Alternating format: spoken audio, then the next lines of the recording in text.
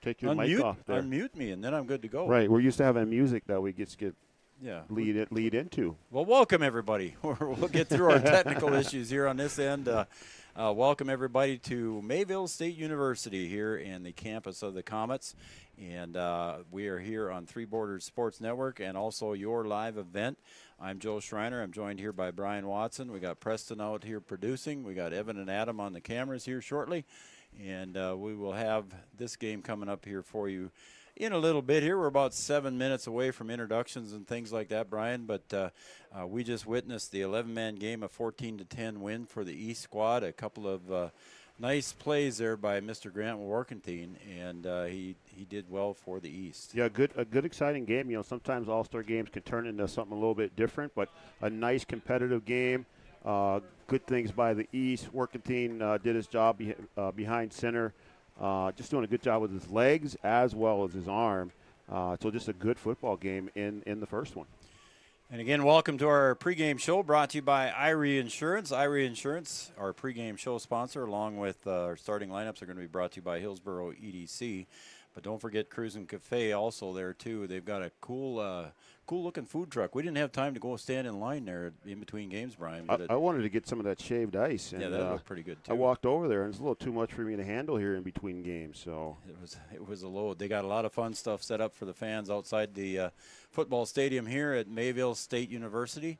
And, again, we're looking forward to a 9-man football game here between the East and the West, and the Shrine football game here coming up shortly for the 9-man squad. Got the captains down there on the field talking about the rules, doing a little coin flip, trying to decide who's home, who's away. Yeah, we're going to take the coin flip here as he's explaining which side is which, and I don't know who's going to call. It looks like he's looking over to the East guys. Maybe not. Shouldn't put words in his mouth. I'll go through the referees here. You watch the flip there, Brian. I'll go through the referees. Flipping it up there. 9-man game is going to be Jackie Gray, Jim Breen, Scott Fredrickson, and Brett Niles, along with Jess Gross. Looks like the West is going to defer. So the West is in red, and the East is in the gray colored. Yes, they have deferred. So, yep. The PA announcer agrees with you, Brian. What's that? The PA announcer agreed with you. He did agree with me. Yeah, so He's the West defers. The West defers, and we're looking forward to this. And, again, a 9-man game. It's going to be a quick game here, I'm sure. There's a lot of offense here in these guys. We might see a little more offense. Might even see the ball in the air just as much here. It was tough to throw the ball in the air for the 11-man squad, although there were some good tight spirals that went.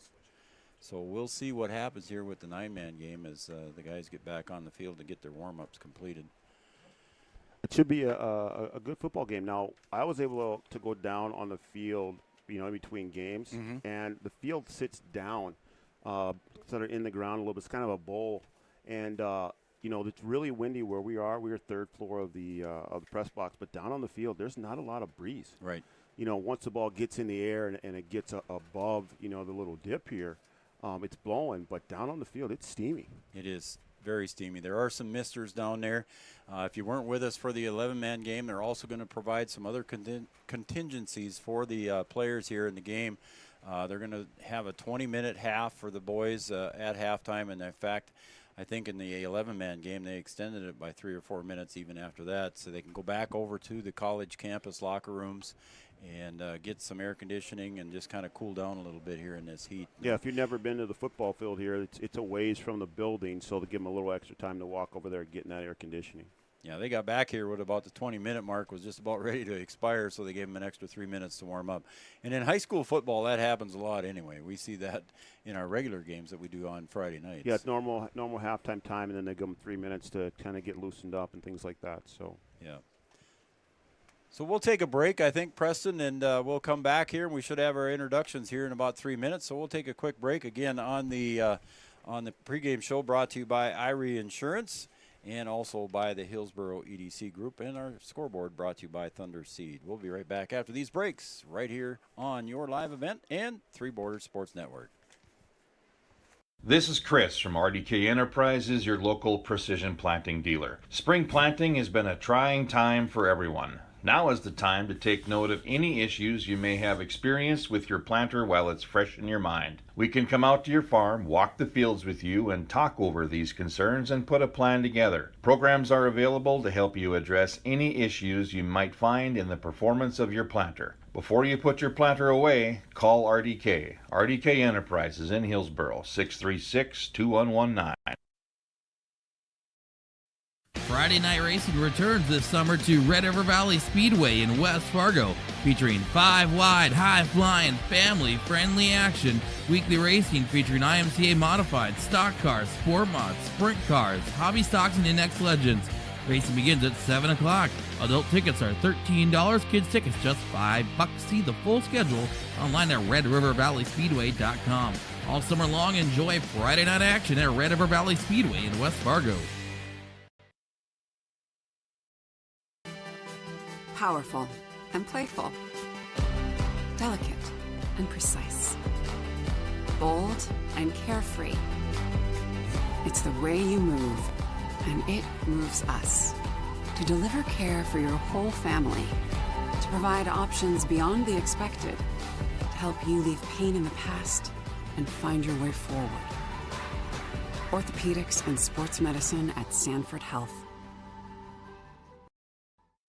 All right, welcome back, everybody, here to Mayville State University and the home of the Comets, and you are also watching Three Borders Sports Network and your live event. We partnered up on this little event here for the day today, and Preston is our producer. Adam and Evan were the camera operators on the last one, and now we got camera operators Jake and Madison over on the camera here to my left. We got Joel Morgan doing some stuff down on the field for us, and he's also going to help us make the call here.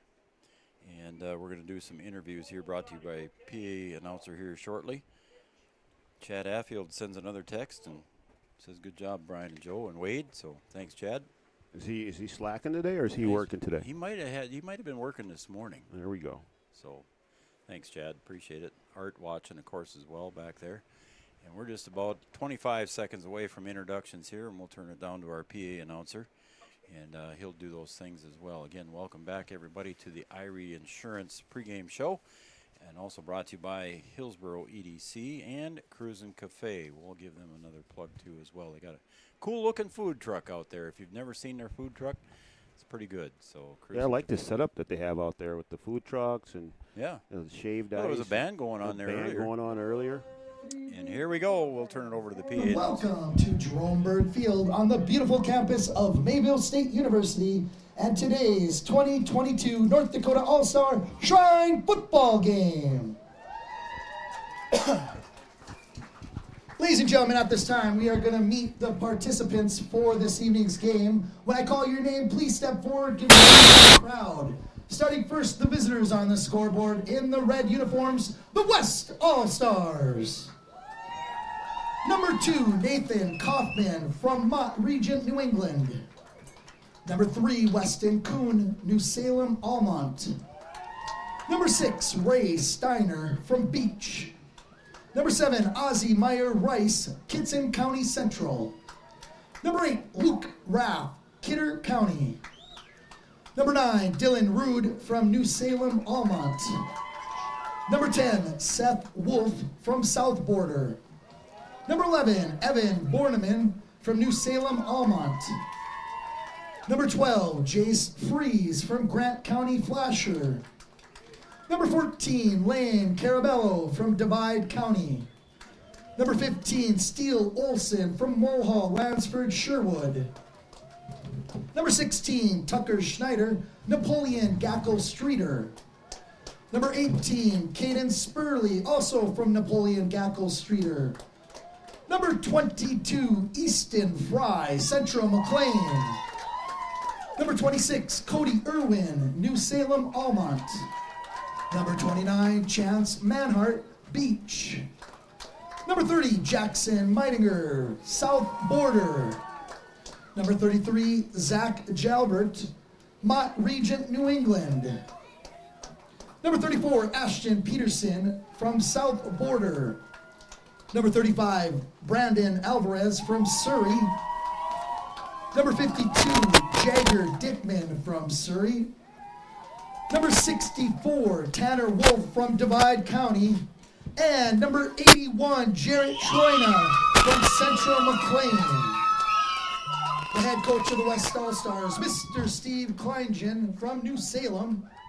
He's assisted by Mark Kennedy from Surrey, Seth Wisthoff from Ray Powers Lake, and Mike Zier from Beach. Ladies and gentlemen, your West All-Stars. And now let's meet the home team on the scoreboard wearing their black tops, the East All-Stars. Number 1, Austin Rigg from Hatton, Northwood. Number 2, Johnny Gutzmer from Wyndmere, Lidgerwood. Number 3, Cade Stein from Nelson County. Number 5, Jacoby Anderson from Tri-State. Number 10, Garrett Hawkinson, Nelson County. Number 11, Nate Olson from Botno. Number 12, Chad Parisian from Dunseith. Number 14, Jackson Johnson from North Border. Number 17, Charlie Bowman from Lemoore. Number 20, Bryson Clem from Cavalier. Number 21, Cody Reamer from Finley Sharon Hope Page. Number 22, Aiden Chernus, Clearbrook Gonvick. Number 23, Demetrius Avila, Cavalier. Number 24, Trayson Pullman, Botno. Number 25, Trevor Hinkle from Cavalier. Number 26, Kaden DeMars from Cavalier. Number 28, Blake Jacobson, Finley Sharon Hope Page. Number 32, Eli Bjernstead from North Border. Number 51, Nico Loberg from Botno. Number 52, Tate Jurdy from Wyndmere Lidgerwood. Number 53, Hayden Hushka from Finley Sharon Hope Page. Number 59, Michael Costa, Botno. Number 75, Callahan 40 from Nelson County. Number 81, Evan Richmond, Enderlin, Maple Valley. Number 85, Alexis Duran, Towner, Granville, Upham. And number 89, Blake Lundy, also from Towner, Granville, Upham. The head coach of the East All-Stars, Mr. Scott Stringy. He is from Wyndmere, Lidgerwood.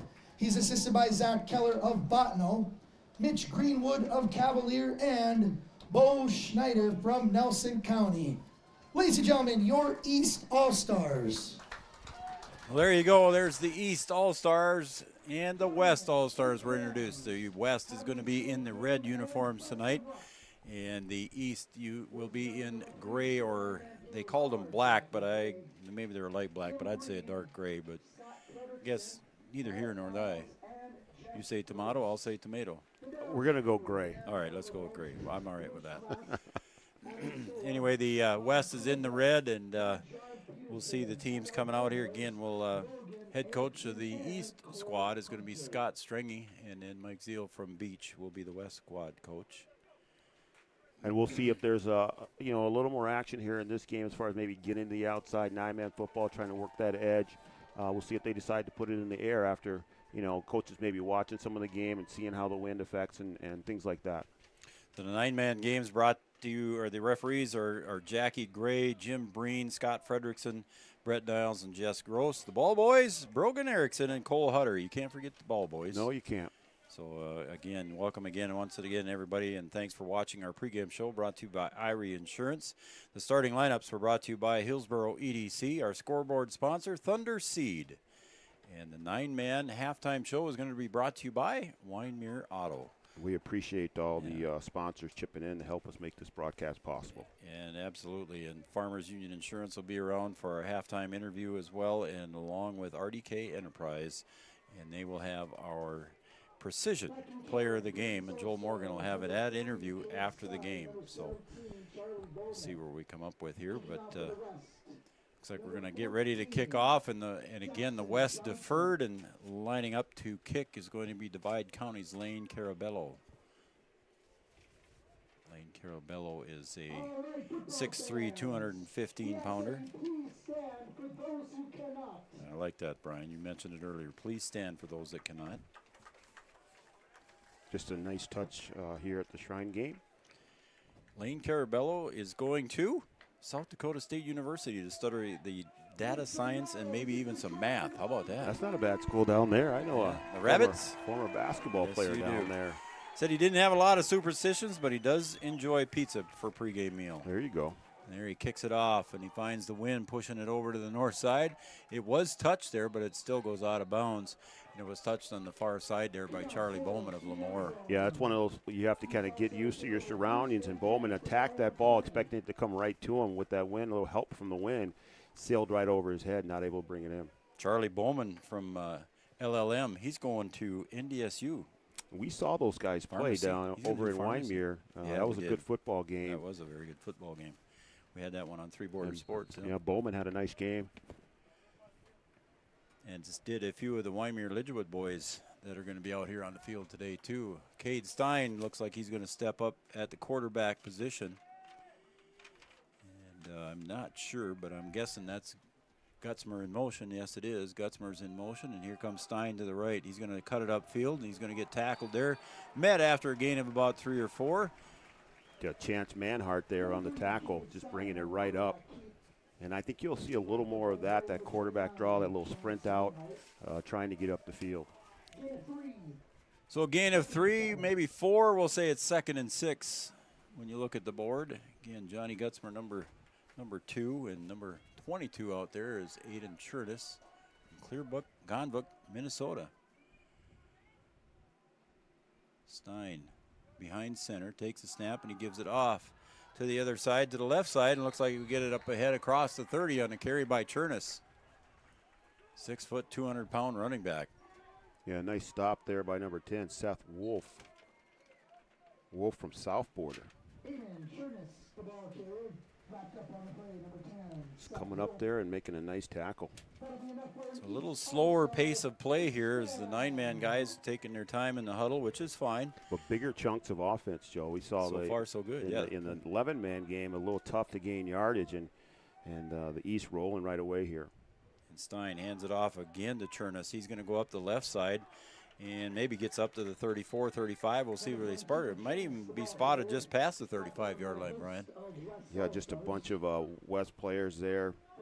Ozzie Myers-Rice in there on that tackle. By the way, that first down was brought to you by Farmers Union Insurance. Farmers Union Insurance, our first down sponsor. Thank you very much. I mean, there's only 2 less players on each side of the ball, but a little more room to run here in this 9-man game. So 2nd and 5. We're at just under 10.5 to go here. Stein at the quarterback position. He's going to fake the handoff to Churnis, but he'll hand it off to the other side to Hawkinson. He'll get forward almost to the first down. He's going to say it is a first down. They're going to move the chains without even looking at it any closer. It's the first down brought to you by Farmers Union Insurance. Yeah, another South Border player there, Ashton Peterson, in on the tackle, 6'2", 205 pounds.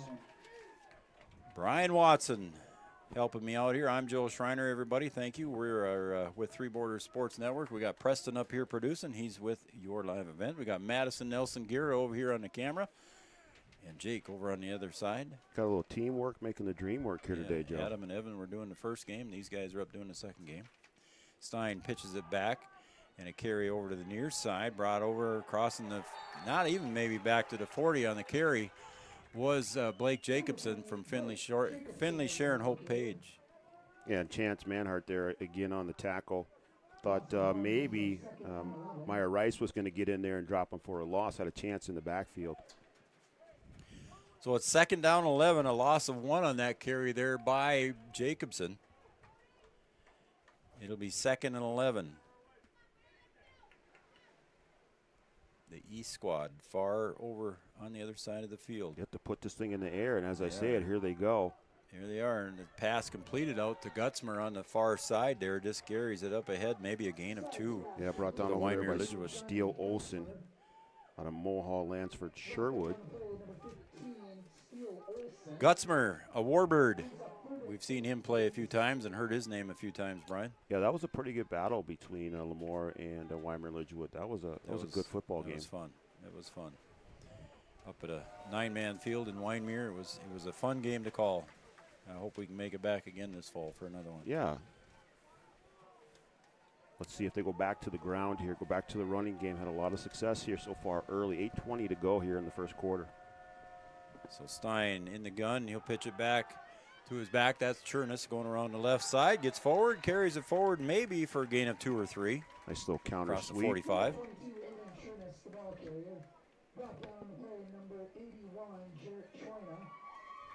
So that'll be 4th down now and about 5 to go. Jarrett Troina over there on the tackle. 6'3", 200 pounds out of Central McLean. So going back to receive the punt for the West squad is going to be Ozzie Meyer-Rice from Kitson.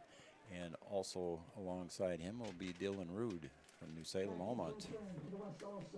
So we'll see how the kicking game goes for the East here in the 9-man game. They're kicking into the wind, so it's been a challenge, especially in the first game. Aiden Chernus getting a lot of extra duty here. He's going to be the kicker, or the punter. Oh, no, it's not either. I thought it was 22. It's 25, so my mistake, folks.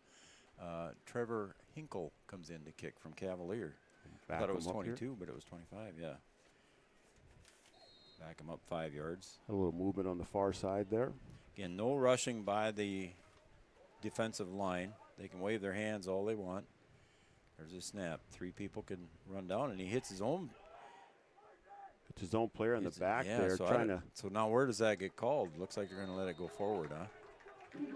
That was interesting. It hit the up back there in the back, and I don't know if would that have been. It's going to go there. Would that have been? Yeah, I don't know how that rule would work. It works like that. I guess. The ball's going to stay right there.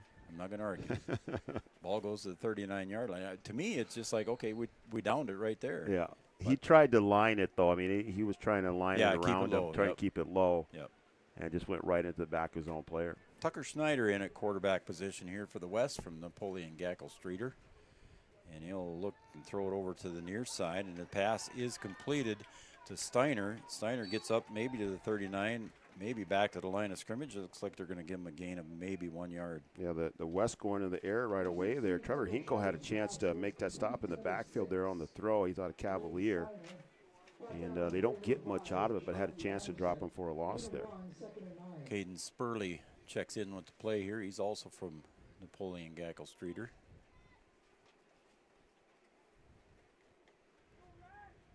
So again, Tucker Schneider in the backfield, and he is flanked to his left by Easton Fry of Central McLean.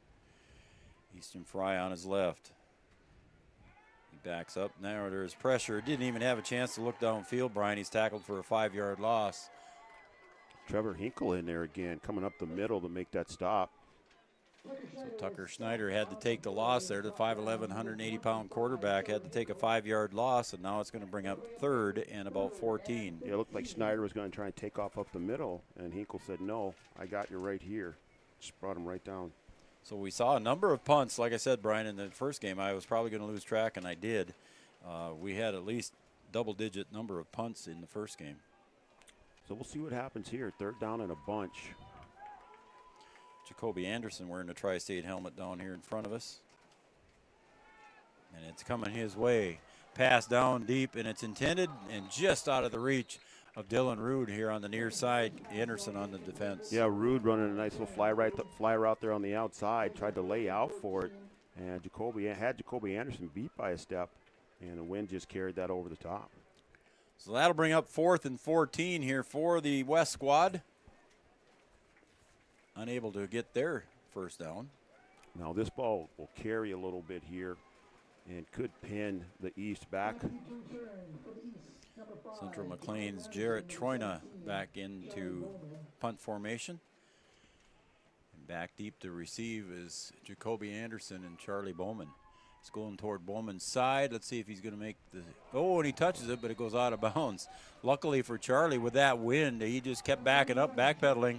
He goes out of bounds after he touched it at the 14. Yeah, good thing that ball was on the sideline, or else that would have been a free game for the East to pick that thing, or for the West to pick that thing up. So the East will take possession of the ball down at about the 14-yard line of their own half of the field. 5:55 to go here in quarter number 1. Brian Watson, Joe Schreiner on the call. Now they were able to move the ball a little bit here. They put it in the air, I think, once in that first drive. And let's see if they go back to the ground and see if they can continue to find some holes here. So in the backfield again, here is Cade Stein from Nelson County. He's at quarterback. One back beside him. He's going to stay in for protection. Stein's going to try and scramble up forward. Does get across. Gets up across the 15, maybe the 16, maybe a gain of 1 or 2. Yeah, Luke Raff running him down from behind there, 6'1", 180 out of Kidder County. So the East's going to come up with a 2nd and 8 here. We're at Mayville State University, the home of the Comets here in Mayville, North Dakota. It's cozy here, Joe. Lights are on now. Lights are on. Got everyone sitting up on the berm there. Got their lawn chairs out. Yeah, a little bit of a light cloud cover right now, so I don't see much shadow down there. Summer football. Stein, he'll hand it off. Going up forward on the carry, I believe. I'll wait till he gets up. I think that was Chernus again. Yeah, it was Chernus again. Yeah, Meyer Rice in there again. And Steele Olson also in there on that tackle. So that's going to bring up 3rd and 6, maybe 3rd and 7 here for the East squad, as the clock is under 5 minutes to go here in quarter number 1. Again, it's going to be a little bit of an extended halftime. Halftime guest we are going to have none other than Mr. Mike McCall. He is a Shriner, but he's also the athletic director in Wahpeton. This time we've got a pass over here to the near side. It's completed over on the near side to Parisian. And a pass, in that time a pass was by Jackson Johnson of North Border. So he came in as a quarterback position and threw the complete pass for a first down, Farmers Union Insurance first down. Yeah, he's wide open there, and the flat chance Manhart brought him down there before he could break away. So again, in at quarterback again is Jackson Johnson. Missed that on that play right away there, folks. See if they go back to the air here again, Joe. He does. He drops back, looking down the middle. Now he's going to have to take it down. He's getting pressure. And a shirt tail grab, or they're going to get him. And they're not going to blow the whistle. Now they do. Wrapped in there with his shirt tail saying, you're not going anywhere. Yeah. You know, in the old days, Earl Campbell style, that shirt would have come right off. Yeah, the tearaway jersey. Tearaway jerseys. Look at Preston's over there. He's like, who are these old guys? Who's Earl Campbell? Yeah, he's probably wondering how old we are to talk about Earl Campbell. But it's going to bring up 2nd down here and about 17 for the East squad here. East going to the air, into the wind. We didn't see a lot of throws into the wind in that first game, but these guys aren't afraid of it. And the handoff goes to the left, and it's going to come up the right side, and there's a tackle made at about the 39-yard line on the carry by Blake Jacobson of Finley Sharon Hope Page. A little inside counter, a little trap down there. 3rd and about 12, maybe a long 11, we'll call it. 3rd and 11, according to the scoreboard, our Thunder Seed scoreboard. You cooling off at all? The sun kind of went behind the clouds, so that helped, didn't it? It did. It's not coming into the door. All right, so Johnson back under center, or not under center, but in the shotgun position. He'll look to the right, and he pulls it back down. I'm going to run, he said. Going to get around the corner to get anywhere, and he does not. He's going to be tackled there. Nice tackle in the. Yeah, there's Meyer Rice there again on pursuit and able to bring him down. And that'll bring up 4th down for the East here. So that's going to bring up 4th down and 11 or so here. Let's see where they mark it. Yep, 4th down, 11 on the no gain here. And there's under 2.5 to go here, as we have no score on the Thunder Seed scoreboard.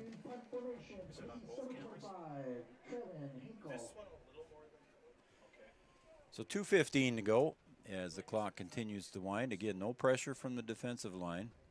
And again, punting for the East is Trevor Hinkle. And it's taken out of bounds there at about the 29-yard line. Tackle over on the far side by Johnny Gutzmer. And that is going to be a change of possession now here at 2:03 to go. So Gutzmer takes him out of bounds there, and we're going to go the other way now as the West gets the ball here to start out. And the West, again, in red here. There's misters on the sideline for the players. The sun has kind of gone behind a thin layer of clouds, so that helps. The lights have been turned on here at Mayville State. And then again, at quarterback for the West is Schneider. He'll hand it off. carry up the right side, maybe forward for a gain of 2 or 3. I believe that was Easton Fry on the carry, the 5'11", 205-pound Central McLean player. See, getting up from the pile there for the East was Cody Reamer, one of the players on the East squad. Oh. Alexis Duran on the defensive line for the East. And there's a handoff there, and a handoff goes up quick to Nathan Kaufman, Mont Regent in New England, and maybe a loss on the plate here. We'll see where it goes. It's going to be 3rd down and 7. So it'll be 3rd and 7 for the West here as we approach the 1-minute mark.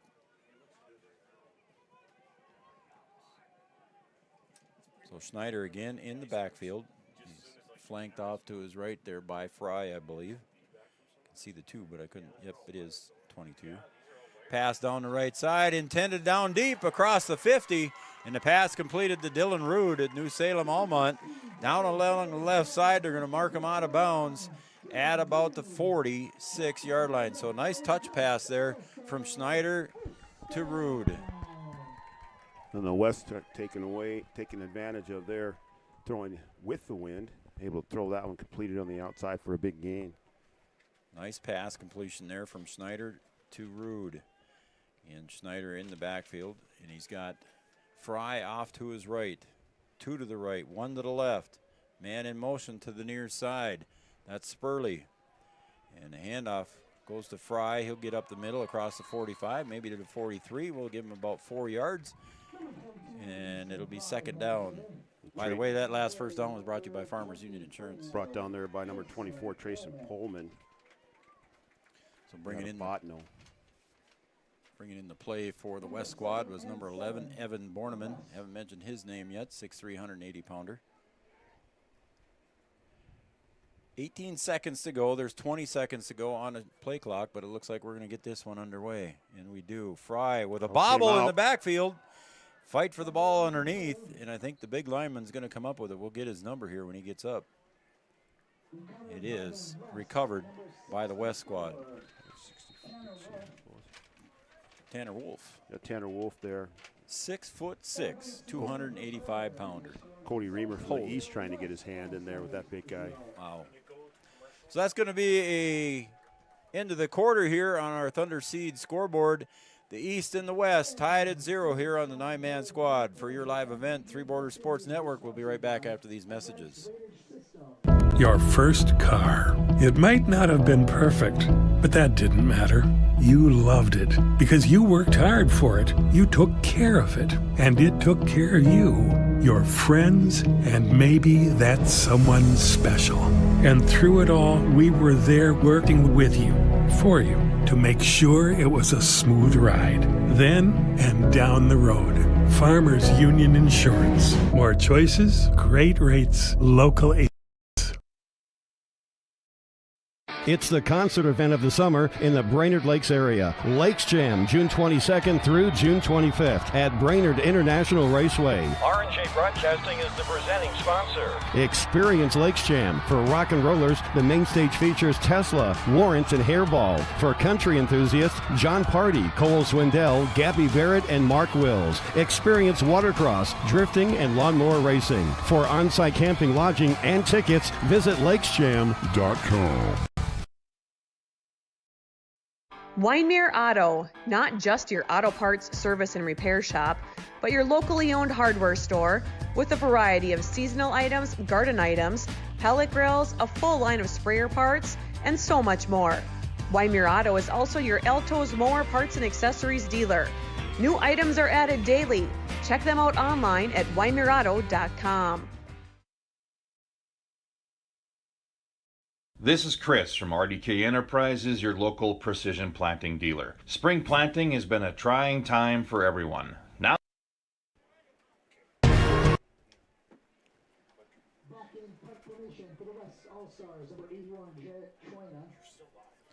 right, there's going to be 4th down and about 8 here for the West. And the West is going to have to punt the ball here as everybody spreads out here on the punt side of the ball. Again, you cannot rush here defensively. And the kick goes straight up in the air, and it's going to come straight back down. Fair catch called for and made at about the 17-yard line. And that fair catch was made by Cody Reamer. Might have been Charlie. I thought it was Reamer, but maybe it was Bowman. Do I have sound? So it's going to be 1st and 10 for the East.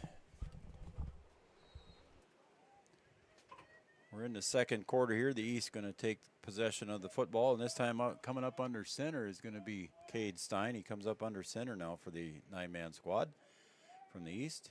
He's got I formation behind him, and he'll hand it off to the deep man in the I, and I believe carry on that was Chernus. It was by Chernus, so it'll be 2nd down on a gain of about 6 or 7, so we'll call it 2nd and 3. So it's 2nd and 3 here for the East squad. Again, the West squad looking over for defensive signals over here on the near side. All right, back here, Joe. All right. A couple little things we tried to take care of there. Brian's back. We're in the I formation again, right behind Stein. So 2nd play in a row with the I formation. 2nd and 3. Stein under center. Takes the snap, hands it off to the deep back again. Jacobson, he's going to try and get around the corner. Can't quite make it. Probably a loss of 1 or 2 on that one.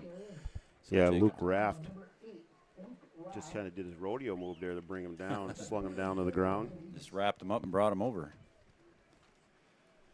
So that'll bring up 3rd and about 5 here for the East squad as we're under 11 minutes to go.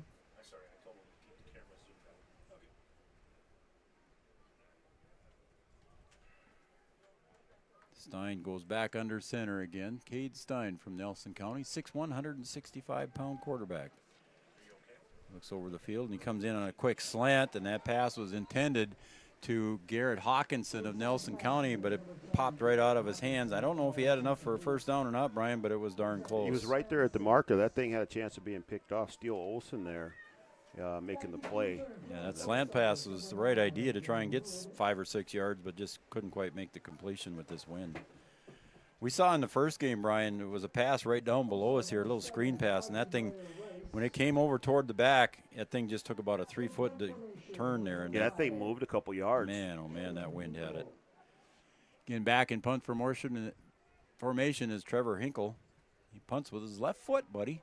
And he sent that one down. That's a deep punt. That thing's going to roll all the way down to the 20-yard line. Yeah, it's going to roll out of bounds. That's where they're going to mark it, too, is right at the 20. So a great punt there from the 23 to the 20. So it's, if I can do my quick Minnesota math that I've got, that would be, 27 plus another 30. That would be about a 67-yard punt. Your math is better than your weather forecast. So well, we'll take that one. Well, it's going to be 1st and 10 for the West down here, right at the 20-yard line. That's where they're going to put it, so we'll have an easy 1st down mark here if they can get to the 30-yard line. Nice crowd on hand here for the 9-man game. There's a good crowd below us that you probably can't see on camera, but again, a nice crowd across the way on the east side. Yeah, a nice crowd lined up on the berm over there on the east, behind the east bench. And that west end zone has a lot of people sitting on the berm over there too as well. Fun place to watch football here. A high snap there. And there's a loss on the play there on the carry. I was trying to figure out. Jackson Johnson got there first to stop that play. Johnson out of North Border. And number 11, Evan Borneman, comes in to play quarterback, a 6'3", 180-pounder from New Salem, Almont. Some good size down there on the field, Joe. Jackson Johnson for the East, 6'4". Now let's see where he's at here. And okay, now he didn't line up behind the center, and now back into the game here is Tucker Schneider. Schneider takes the snap, fakes the handoff, gets caught up there. He's got to come back toward the middle, looking down the near sideline. This one's intended for Borneman, in and out of his hands. It was a tough catch there. Good defense there by the East squad. Yeah, Jackson Johnson, they're using that 6'4" size to kind of get in there and away, take away his vision. And good defense there, and that ball falls to the ground. So that'll bring up 3rd and 11 here for the West squad. We're at about 9.5 to go here in the second quarter. Again, continue to throw in this wind, Joe. Yeah. A couple chances there. That one pretty close. We go back to the air again. Snyder goes to the left side. Pass is bobbled and almost completed the Gutzmer, or not the Gutzmer, excuse me. That's number 9. That was Dylan Rude.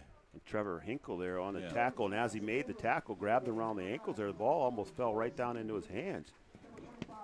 So back to receive the punt now, as the West is going to bring on a punt, and back to receive the punt is Anderson on the far side, and on the near side for the East squad is going to be Charlie Bowman. So Bowman and Anderson, and the kick goes toward Anderson's side, and he'll pick it up at the 49, gets up across the 45 to the 40, 35, 30, and he's going to get caught there at the 25 and taken down by a host of red shirts. But a nice 25-yard return for Jacoby Anderson. Yeah, that's what you need there. Jacoby Anderson using his speed there, getting up the sideline. And now here the East with some good field position here in the second quarter. 5'11", 150-pounder, making his speed shown there, and did well to get up ahead for a 25-yard punt return. So now in scoring position, here comes the East squad. See if they can take advantage of this field position here just outside the red zone. Scoring opportunity here for the East. Parisian in at quarterback. He'll take the snap, and he's going to run to the left side, follow his blockers. And he gets caught there, and he's going to be tackled for a loss. This running game here in both games today, Brian, have been tough for both sides. That was Jackson Johnson. Oh, excuse me, I'm reading the wrong side this time. Yep. My bad. You got a couple sheets there you're looking at. I do. I'm trying to 4 different teams here and trying to keep numbers straight in my head here. Sometimes I miss. Sorry, man. Sorry, folks. So a loss on the play. Second down, second and about 13 here now. Again, East trying to take advantage of this field position down here. You don't know how often you're going to be down here this close to the red zone. See if you can poke one in. Loss of about 3 or 4 on that one, so it's going to be 2nd and 13. Again, Johnson back. Looks down the middle, and just tipped away at the last second, intended for Gutzmer, and tipped away, I believe that was Meidinger. Yeah, Jackson Meininger there getting a hand on it. If he doesn't get that hand there, or that's a touchdown for sure. Absolutely, that was a very close, as Gutzmer was breaking toward the post there and couldn't quite get it. Nice defensive play by Meidinger. Yeah, great timing to go up and knock that ball away. So now I see these South Border kids keep popping up. Jackson Johnson goes out now, and coming in to play quarterback, I believe, was Cade Stein. We'll see here. Looks like it was a 1-for-1 swap here, so I think Stein is in here at quarterback now. Yeah, he is. In the backfield with him is going to be Chernus. Go under center this time. And he bobbled the snap, and then it's picked up. Is it picked up by... Boy, it's close there. Did Lane Carabello get in there and pick that up? He's the one that knocked it loose the second time, but they're going to say it East ball. Yeah, Carabello was in there right away. Tried to pick that thing up and then knocked it away. I thought maybe he was going to come away with it. It'll remain East ball, but it's going to be 4th and about 15 after that loss. So Carabello again went up under, or not Carabello, excuse me. Getting all my quarterbacks mixed up here. Stein went up under center. See if they go back to the gun here. And the exchange didn't quite work on the center to quarterback exchange, and now Stein again goes back under center. The I formation behind him. 4th and about 15. And again, a bobble snap, and that one's on the turf. And again, the East comes up with it there. Blake Jacobson and Stein were both there to cover it up for the East, but it didn't make any difference because it's turnover on downs anyway. Yeah, kind of an opportunity squandered there by the East, being deep in the West territory, not able to come away with anything. No positive yardage on that possession. Yeah, it went negative on them there for that one. They're gonna take a timeout on the field there to give the guys some water, give them a little break, give the referees a break. So we'll take a break here too, Preston, as well. On the Thunder Seed scoreboard, the East and the West 9-man game. We're knotted up at 0. We'll be right back after these messages right here on Three Borders Sports and your live event. When it comes to my child and the sports they love, I want them to be ready for their moment. So to fuel their bodies and their potential, I choose an authentic source of protein that has the nutrients they need to succeed and a taste they already love. With one simple ingredient: beef.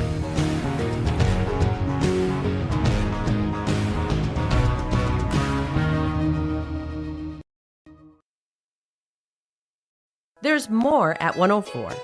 Hillsborough, North Dakota has everything you want in a hometown. Business opportunities, great jobs, and a top-notch school. Shovel-ready lots for your next idea. Great jobs in manufacturing, healthcare, and agriculture. An excellent education for your kids with small class sizes and lots of school spirit. Plus easy access to I-29 and the conveniences of North Dakota's largest cities. Build your future in Hillsborough and see why there's more at 104. That pass was completed. We didn't get back in time there. Sorry, folks. That pass was completed to Dylan Rude for a Farmers Union Insurance first down. So nice pass there from Schneider to Rude on the far side. So completion to get enough for a first down. It's going to be 1st and 10 now here after that Farmers Union Insurance first down. From their own 43-yard line. Schneider drops back, gets pressure, and there was the screen. It was intended right across the middle for Nathan Kaufman. Not able to come up with it, though. It'll be 2nd and 10. Zach Jalbert checks in here for the West squad as well. I also see number 35, Brandon Alvarez down there from Surrey. Checking back into the game here is Easton Fry.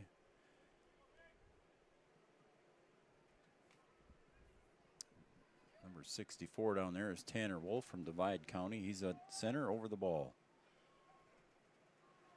And the snap.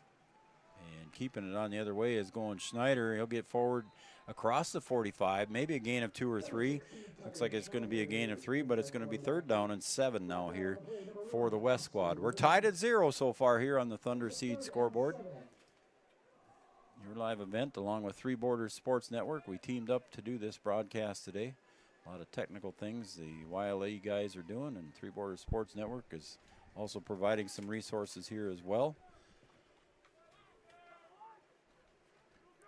It's going to be 3rd and about 7 here now. Schneider in the gun. 2 to the right, 1 to the left, drops back, comes into the left. First down on the far side, coming in on the in pattern there. Breaking in on that one was Dylan Rude for the first down, just enough to get the first down into East territory. Nice catch and nice reception. So it's going to be another Farmers Union Insurance first down here for the West squad as they move the chains up to the East 46-yard line.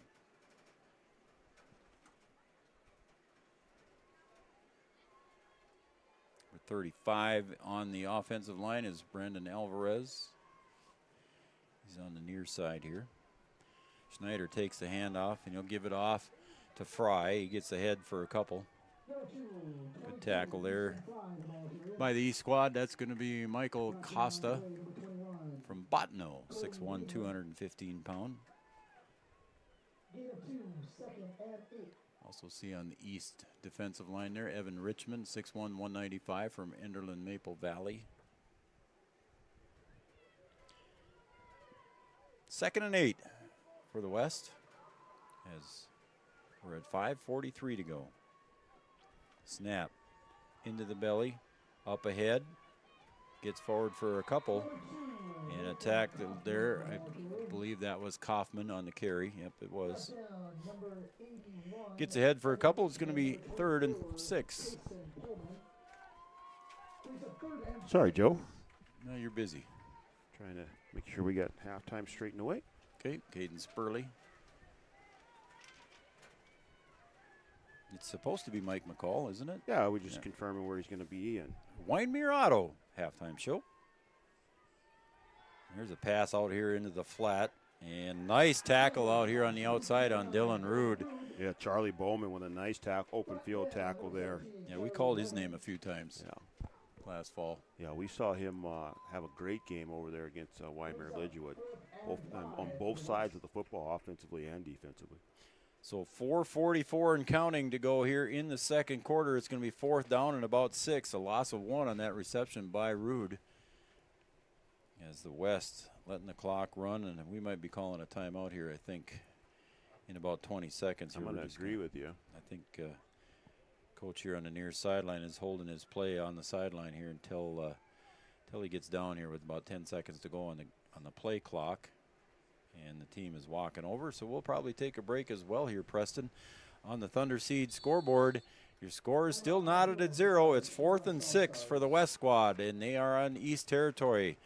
For Three Borders Sports Network and YLE, we'll be right back after this message. Insurance is an important safety net for your family, your home, and your business. Carlson Family Insurance Agency is your local auto owner's insurance provider. At Carlson Family Insurance, they work for their clients, not the companies. Customer service and satisfaction is their #1 goal.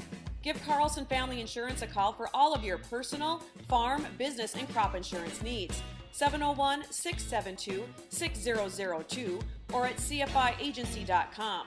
Carlson Family Insurance, your auto owner's insurance agent. The Cruisin' Cafe will see you at the Shrine Bowl. The Cruisin' Cafe food truck will be serving sweet and sour chicken, sweet and sour shrimp, fried rice, pot stickers, and Italian sodas. The Cruisin' Cafe food truck welcomes all fans, and congratulations to all players selected to play in the game. Thanks to the Shrine Bowl and Mayville State for welcoming the Cruisin' Cafe to be part of the Shrine Bowl event. You'll enjoy the Cruisin' Cafe. The Cruisin' Cafe. Follow them on Facebook for more information. Welcome back, everybody, to Mayville State University, Three Borders Sports Network, YLE. We are here for the Shrine Bowl 9-man game. Schneider drops back, looks to the left, goes deep, and the pass sails on him. I mean, I think that, honest to goodness, was on target, intended over on the far side for Ray Steiner, but that thing just sailed on him. Yeah, you just have to lead him. I mean, he has to throw that ball way inside and let the wind just blow it back to him. He threw it right at him, and then ended up blowing it right over his head and out of bounds. Had it not been a windy day, that probably would have been right on target. He had him beat by a couple steps, and again, the wind playing havoc with the deep ball. Both teams able to make some connections here. When it's not high in the air, it's underneath, some screen passes, some little slants across the middle. But once that thing goes deep, it's been trouble. Jackson Johnson back in at quarterback for the East squad. Takes a snap, and he's going to follow his blockers up the right side, gets around the 45, maybe spins forward to the 46, maybe the 47 even there. That's where they're coming in the market. So he gets ahead for a gain of about 4 or 5. Yeah, they go back to what they've had some success with, and with the quarterback draw, able to pick up a nice gain there. 2nd and manageable now. So 2nd and 5. We'll see if the East tries to get something into the end zone here before the end of the half with under 4 minutes to play. Again, Jackson Johnson back in the gun. He'll hand the ball off to the middle back, and going up the middle there, was Turnus again. And he gets it ahead for a Farmers Union Insurance 1st down. Yeah, Chance Manhart there again on the top, probably saving the touchdown there. Got deep into the backfield there for a nice gain and a 1st down. Farmers Union Insurance, our 1st down sponsor. Thank them for stepping up and doing that too as well. Johnson takes the snap. This time he'll hand the ball off to the other side, and that'll be Blake Jacobson. He might get 2 or 3 on that. Yeah, Carabello in there on the stop. And nothing much there, just a 2-yard gain. So it'll be 2nd and 8.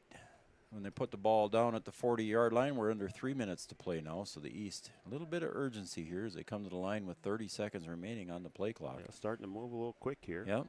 Jackson Johnson in the backfield, takes the snap, and he'll come over to the left side. Stutter steps, gets across the 35, gets up to about the 32, and he's met by a host of red shirts and gray shirts pushing both ways. And he wants the 1st down, but I don't know, are they going to give it to him? I think he's going to be really close, Joe. And I think they're going to give it to him here. Are they going to measure? They're saying it's 3rd. 3rd down. Yep. They're saying it's 3rd. It is very close. That ball, if you look at the marker, the nose of the ball is right on the 32, and so is the marker. Yep. And they're going to call it 3rd down here, and the coach is over there. What are you talking about? Yeah. Look at where this thing's marked at. Right. But anyway, it's 3rd down and very short. Johnson takes the handoff or the snap, and he'll hand it off. And carrying it up ahead for the first down for the East squad is Chernus again. So we've mentioned his name a lot here, and he's got another carry for a first down, a Farmers Union Insurance first down. Yeah, Chernus doing a good job carrying the ball up the middle there. Nice big hole. Luke Rath in there on the stop. And it doesn't matter if it was a first down or not on the previous play, Joe, because it's a first down now. It is a first down now, so it'll be 1st and 10 for the East squad, and we got a timeout on the field, so we'll take a timeout as well. You want to keep it here? We'll just keep it here. Nope, take a break, Preston? All right, we'll take a break, Preston. All right, we're going to take a break on the Thunder Seed scoreboard. We're tied at 0. Back after this. Don't be fooled by that beat-up old cap. Its faded crown represents the tireless work of America's farmers and ranchers. Its sturdy brim, their dedication to providing our nation with a safe, affordable food source. From sunup to sundown, they're turning quarters into the dollars that drive our rural economy. So we'd like to tip our hat to them. Farmers Union Insurance, protecting those that protect America's food source. Welcome back to the 9-man Shrine Bowl game here live from Mayville State University, Mayville, North Dakota. Thanks, everybody, for joining us here on Three Borders Sports Network and your live event. Again, we teamed up here to bring you this event here with our resources and put some things together, so we appreciate everybody watching and tuning in to the Shrine Bowl game. You can always find our stuff on our YouTube channel, too. Got all of our events out there, and if you want to click and subscribe and click on that bell icon, you'll get notifications for whenever our events go live. All right, there you go. All right, here we go again after the timeout by the East squad. Jackson Johnson back, and he'll look like it might have been a little confusion there, but he's going to get ahead for positive yards, maybe 6 or 7 yards there on that one, Brian. I'm not sure if he thought he was going to hand it off to Garrett Hawkinson or if he was going to hand it off to Chernus, but either way, he took the ball. Yeah, just a broken play there and able to pick up big yardage again. And Johnson runs with a little bit of patience. He had a nice gain earlier, and you can see him wait for his blockers and get behind him and find his holes. So he's big kid out there, 6'4". Yeah. It's a lot to bring down. So again, he's got Chernus and Jacobson beside him. He hands it off to Chernus. He's going to get up the left side inside the 20, inside the red zone. He's close to a first down again. We'll see what they mark. Yeah, Chernus is quick, a little shifty down there. And it looks like he's going to be short of about a yard, so it'll be 3rd and 1. Yeah, just a yard short down there. See if they go back to Chernus or they let Johnson. They're going to change quarterbacks here, looks like. Nope, Johnson's still in there. Johnson's still in there. So again, in the backfield, Hawkinson. Johnson going to carry it himself, gets up across close to the 15, so that's a first down. That'll stop the clock with 1:01 to go. Yeah, pick and choose. You want Chernus, you want Johnson, which one? They're both got it going the right way right now. So they're resetting the play clock with 1:01 to go. And the ball is at the 15-yard line inside the red zone for the East squad. So we're held scoreless here so far in the first half, but the East squad looking to do some damage here. At the end of the half, Johnson set. He's going to drop back, looks to the right, little flat pass there, caught by Johnny Gutzmer at the 5-yard line, turns around and goes in for the score. A 15-yard touchdown pass to Gutzmer from Johnson. Yeah, Gutzmer out there, Ray Steiner out there trying to defend and just mistimed it. He was there. I was just going to say that. And just got there a little early, and Johnson able to sling it, kind of sidearm it in there to Gutzmer for the touchdown. So first touchdown of the game here so far at the 42nd mark of quarter number 2. So we'll see what the East squad does here, if they're going to kick it, or it looks like they're lining up for 2, doesn't it? Joe. Yeah. It's 9 man. It's 9. They're going for 2. They're going for it. Come on now. Underneath center is going to be, Stein under center. He's got Chernus and Eli Bjornstedt behind him. He's going to hand it off to Chernus, but he's going to get caught behind the line of scrimmage, and a nice tackle there for the loss. Yeah, Steele Olsen in there right away, taking away that extra point opportunity. And the West will get, at least they won't let them get the full score and give themselves a chance here. So just 6 points on the scoreboard. So we'll take a break here on the Thunder Seed scoreboard. We'll take a quick break. The East leads the West now 6-0. We'll be right back here right after this. We asked the team how we should celebrate the $2 million given to Casasa members last year. Dana wanted us to hire a marching band. Amanda thought that we should drop 2 million balloons. And Kevin, well, Kevin always wants to use the money gun. Steve thought, well, what if we just said it? Last year, First Community Credit Union gave $2 million in Kasasa rewards. Join in the celebration with your Kasasa account and start earning your money back today. All right, welcome back here to the home of the Comets, Mayville State University. The East squad with a pass to Johnny Gutzmer from Jackson Johnson, about 15 yards, and a nice little pass it was. And Gutzmer just outraced the defenders, and again, just kind of timed it wrong there on the defensive side of the ball. And got yeah, he was right there. Steiner was right there, trying to make a play and just mistimed it. And Gutzmer came back for the ball, and a good throw there by Johnson. All right, with 40 seconds to go here, we're about ready. The East squad going to kick off to the west. And that one's probably going to bounce out of bounds, and it does. Nothing new there, so that kick by Evan Richmond, Innerland Maple Valley, goes out of bounds, a 6'1", 195-pound senior. Yeah, trying to put that thing on the numbers, and again, it just floats over there, and that one goes out of bounds. They'll bring that one up to the 35. You can't practice for the wind unless you're in the wind, and we've had a lot of wind here in the Red River Valley here yet this summer, Brian, but you know, they had a nice day yesterday for their practices, and we're going to come back make them kick it again. They're going to make them kick it again. There we go. They want a chance to run it back. So they'll move it back 5 yards from the 40 to the 35. 40 seconds here. You want to try and see if you can get some extra yardage, maybe break one here. I like the call. You want the opportunity, yeah. I like that.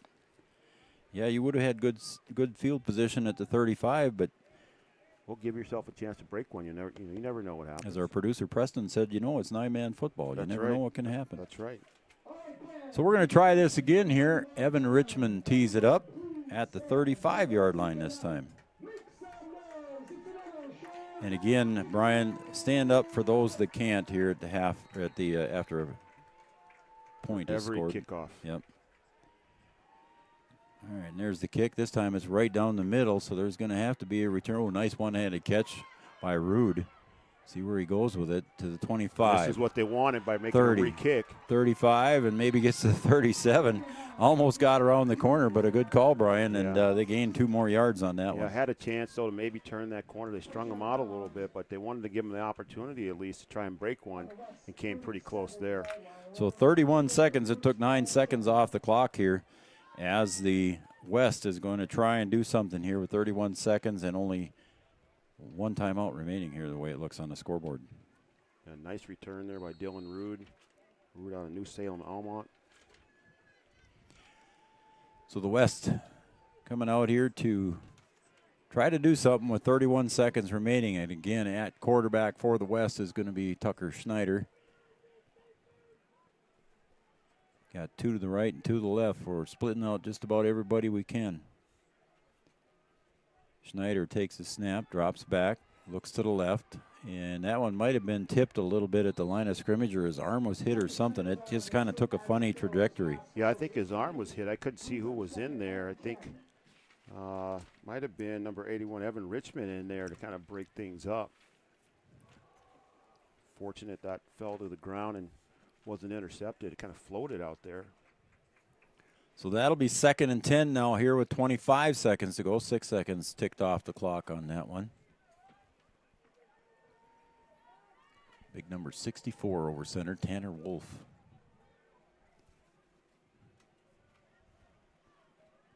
And again, Schneider drops back. Now he rolls to his left, looks across the middle, and picked off on a diving catch. Nicely done by number 25, Trevor Hinkle. What a play, Joe. Just wow. Laid out for that thing and able to pull that thing off right before it hits the turf. Just a great layout, great effort there by Trevor Hinkle out of Cavalier.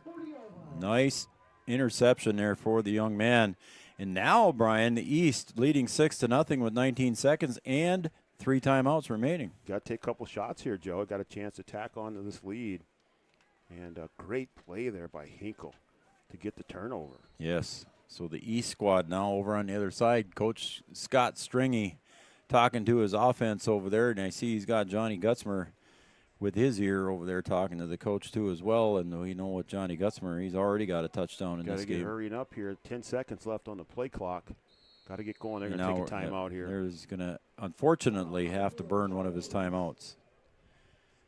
That's not what Coach Stringy wanted to do here. Is the play clock, was starting to expire here, while Coach Stringy was talking to his guys over on the sideline, and didn't quite get the organization that he wanted there. And they tried to get onto the field in a hurry to do it, but thought better of it and took a timeout. Well, let's just see if that comes back to hurt him, not having that extra timeout. Right. Give you a chance to stop the clock when you need to down there. Yep. See, maybe they can work the sideline.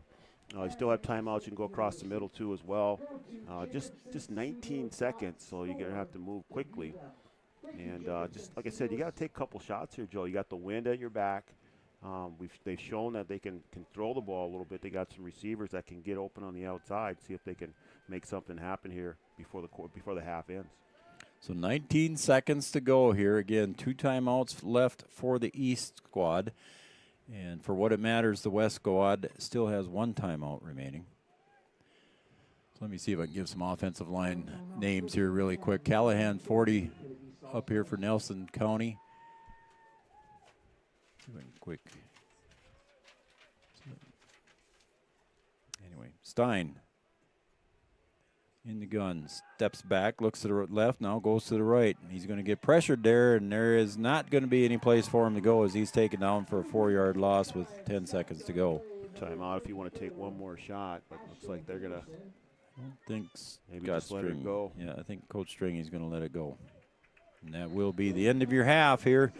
And your score on the Thunder Seeds scoreboard, 6-0 in favor of the East squad. We're going to take a break, and we'll have our halftime show brought to you by Winemere Auto. Coming up next, Winemere Auto.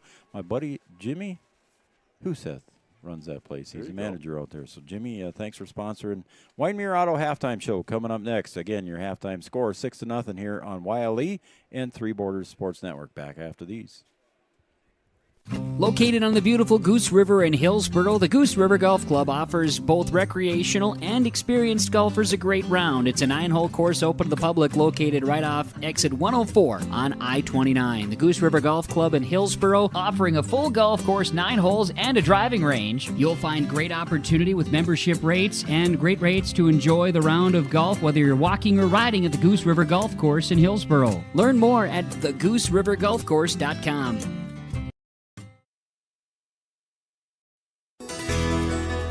Congratulations to Hillsboro's Central Valley's Barrett Willison, Jay Sleshik, and Parker Gallagher on being selected to the North Dakota Shrine Bowl 11-man East team. The Hillsboro Central Valley schools and Borough teammates are proud to have you representing your schools and community. Thanks for being a Borough. The Hillsboro Central Valley schools wish all families a safe and fun summer. All students are encouraged to participate in their school and community events. There's more at 104. Hillsboro, North Dakota has everything you need on your next road trip. Food, fuel, fun, and family-friendly activities. Stop by and fill up your tank or grab a bite to eat. Have a blast at Goose River Golf Club, the swimming pool, or one of our beautiful parks. There's even ice skating and cross-country skiing. Take in the sights or stay the night so you don't miss a thing. Experience Hillsboro and see why there's more at 104. Hello, Shane with Irie Insurance. We are proud to announce our Benefits Connect platform. You will have more options with Irie Insurance Benefits Connect. You have choices. Do you know who your group agent is? Do you meet annually to review benefits? Would you like to save money? Would you like more benefits? You have choices. We take a different approach to providing benefits through education, communication, and a personal touch. To find out more about Irie Insurance, go to IrieInsurance.com.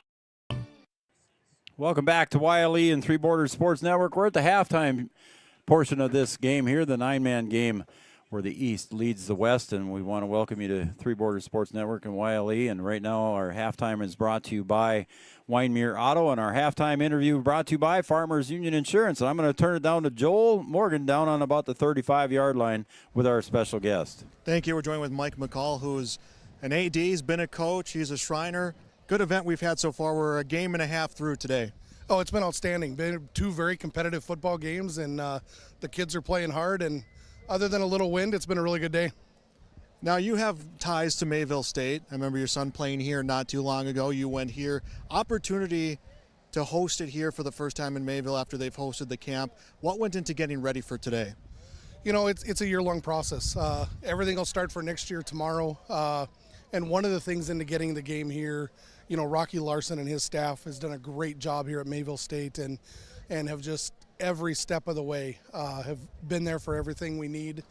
And it's just great to have somebody here that, you know, we're here all week. We've been here for 10 or 12 years, I think it is, something like that. And they just do a great job. And, you know, this was the first year we had the banquet here. It went very well this morning. The game here, the football atmosphere here, it's just been fantastic. And I think it's going to be a partnership that we're going to have for a while to come. There's been a lot of Comet football players who have done jobs around here, getting players ready, running the parking lot, doing all sorts of work. Mayville State is pretty well known for producing teachers and coaches, and probably a good opportunity for those young athletes to be around maybe potential coaching opportunities.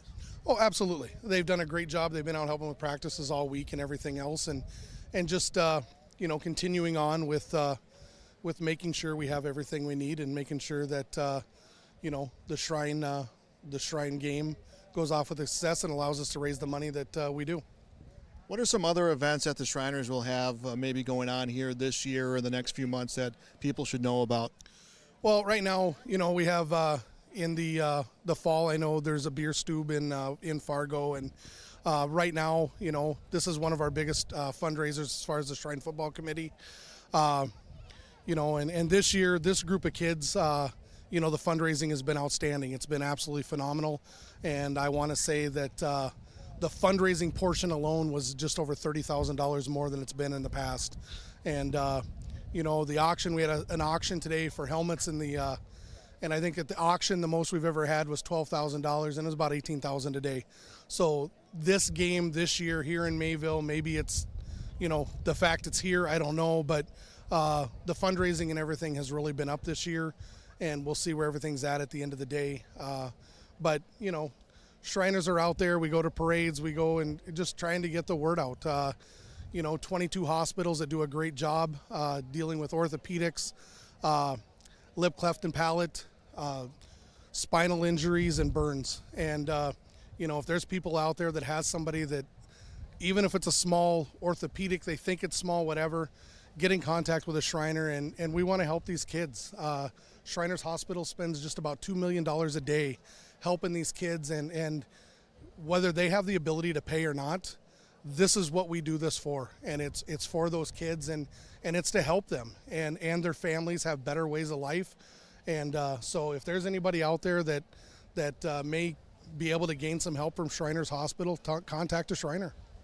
And we talked to Grant Workentine, the quarterback from the East, from Cheyenne High School, and he said he didn't realize how much the Shriners did. He was kind of impressed, kind of amazed, and he said it's something he wants to look for in the future. Do you think the players that play in this game, maybe that's an opportunity? Because that Shriners torch is going to have to be carried on for years to come. Well, absolutely. And, you know, that's one of the things that we have kids ask every year about. That's something that they want to do, and we encourage them to do that. They get down the road, become a Shriner, and help give back to something that gave to you. And they do, and I know I've talked to kids that have come through this game and their parents, and they give every year to Shriners Hospital and to the Shrine, and because it meant that much to them. And when people come here, it's a game, it's an all-star game, but until they have the opportunity to listen to those patients speak and see what it's all about and see why we do what we do, and the passion that we have for it, that's when it starts to sink in what this whole game, what this whole week has all been about. And you know what? A lot of these kids, great group of kids, and they get it. Some of them spoke today at the banquet, and they talked about those very things, that when they came here, they thought they were playing a football game. And by the time they got to Thursday and they saw and met the patients and listened to their stories, they understood that this whole thing was more about than just a football game. If people want to help out, either giving money or joining, what's the best way to do that? I believe there is a link on the NorthDakotaShrineBowl.com, IndyShrineBowl.com. There's a link on there. You can donate. If you want to become a Shriner, like I said, get a hold of someone. Call El Zagel Shrine in Fargo. Call the Chem Shrine in Grand Forks. And we'd be happy to get you going in the right direction. All right, well, thanks for joining us here. Thanks for having me. All right, back to you guys. All right, thanks, Joel Morgan and Mike McCall, athletic director at Wahpeton High School, and also, as you can tell by that past interview here that Joel did with Mike, a very important cog here in the process of the Shrine Bowl, Brian.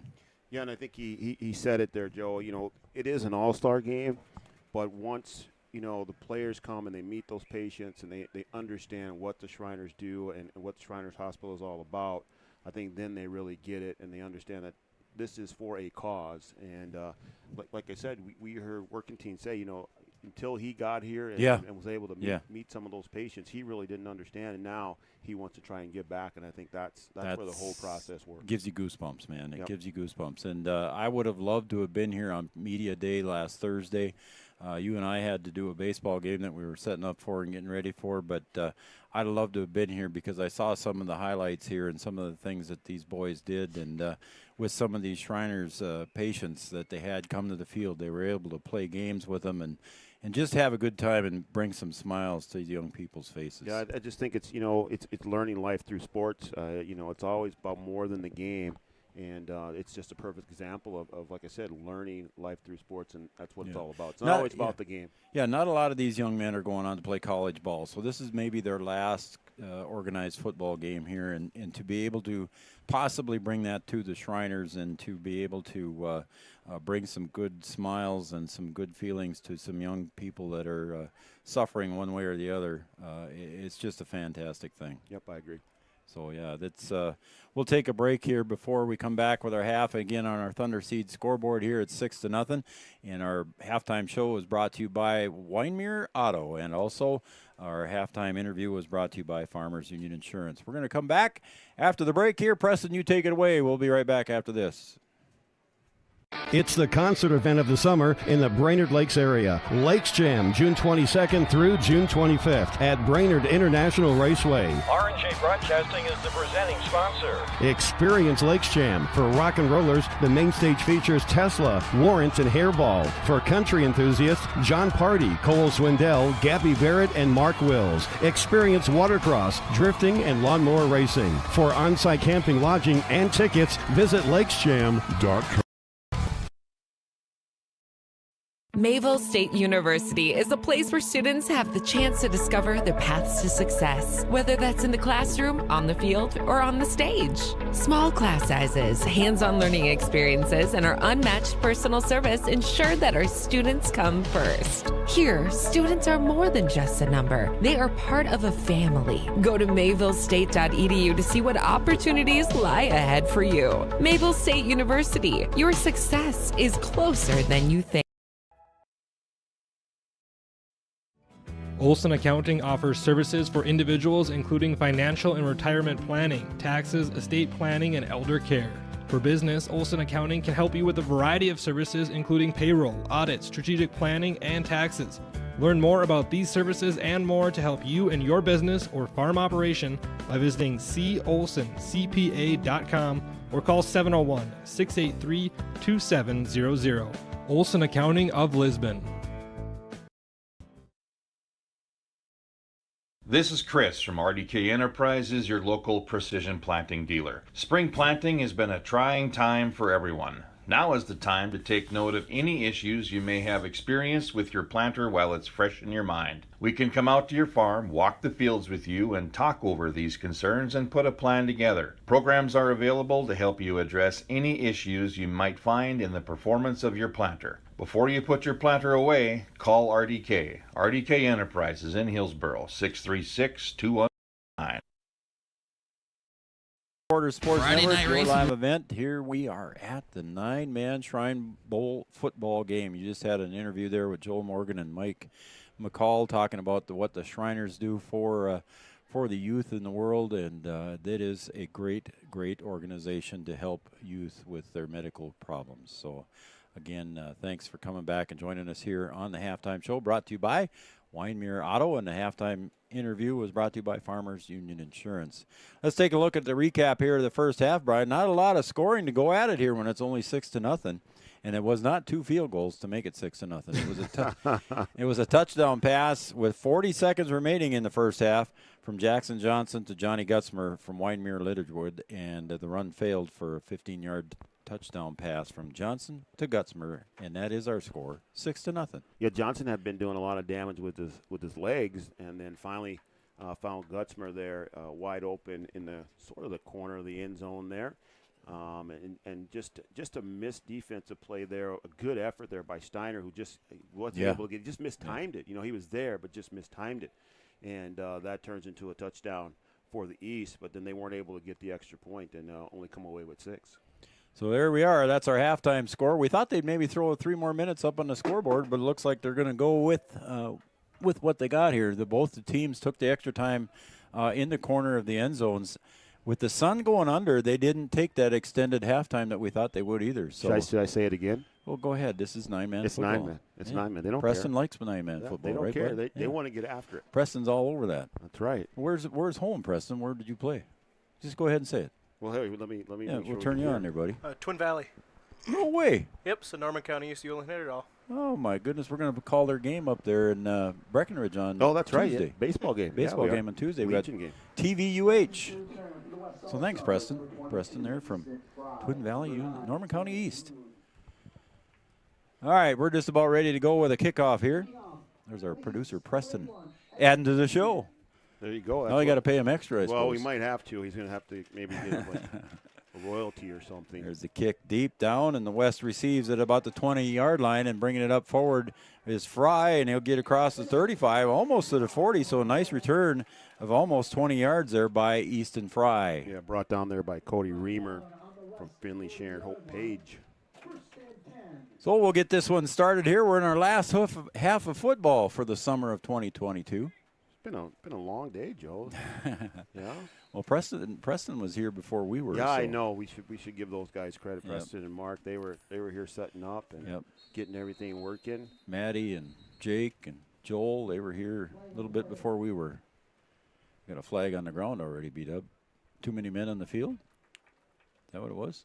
1, 2, 3. Yeah, it was. They had 10 out there. Yep. I think that's 10. illegal. Yeah, that's the wrong way to go. 9-man, that's illegal, we'll say. Yep. So a 5-yard penalty is marked off here. So the West comes to the line of scrimmage, 1st and 5, and they're not going to change the play call. They're just going to go with what they got. And going underneath center is Schneider. He'll turn around and hand it off to Fry. He'll get up the right side and just meets a wall. It's about just all there. They stand him up. Yeah, about a 3-yard gain. Trying to push his way forward there. Sorry, Joe. Yeah, that's right. I was going to say he marked it to 48. Go ahead, B. No, I was saying he just stood him up there, and then he just kept going, tried to keep his legs churning there, and finally stopped his progress. So Schneider gets the play from the sideline. He'll come back in with it here. We're under 11.5 to go in quarter number 3. So the East is in the gray. The West is in the red. And the snap. Schneider turns around, hands it back to Fry. He'll get across the 50. Gets it across for a Farmers Union Insurance first down to the 48-yard line in the East half of the field. And there's Trevor Hinkle there again making another stop. Been active on defense. Had the interception earlier that gave East the advantage and gave them the opportunity to go score that touchdown. So Schneider once again gets the call on the sideline, and he'll trot it back in. 1st and 10 after that Farmers Union Insurance first down. So we'll see if the West can be productive here. Got the wind at their back. See if they can get down here, tie this game up, maybe take the lead. So the West on the march here right now. 10:40 to go. Schneider boot comes back, throws it up to the right side, and almost making another one-handed catch on the far side was Dylan Rude, but unable to come up with it. Yeah, Charlie Bowman there in defense, but Schneider showing the big arm there, letting that thing go, and Rude almost made a great play, tried to go up there one-handed and get it. He made a one-handed catch a little bit earlier here in the day and trying to do it again, so nice attempt there by Dylan Rude. Yeah, Schneider let that thing fly. My phone, Brian, says 83 degrees, but the winds have died down. Here we 28 miles per hour. Here we go. It's starting to cool down, though. It does feel It nice is. out there. It is better because the sun has gone behind a thin layer of clouds here in You must be a Mayville. farmer. Yeah. I can tell. Snyder turns around, hands the ball off, this time to the ball carrier, Nathan Kaufman. Gets ahead, maybe a gain of about 2 or 3, almost to the 45-yard line. Yeah, short gain there before Cody Reamer brought him down. I'm going to say a gain of 2, Brian. Cody Reamer from Finley Sharon Hope Page. So the West on the move here as we begin the second half.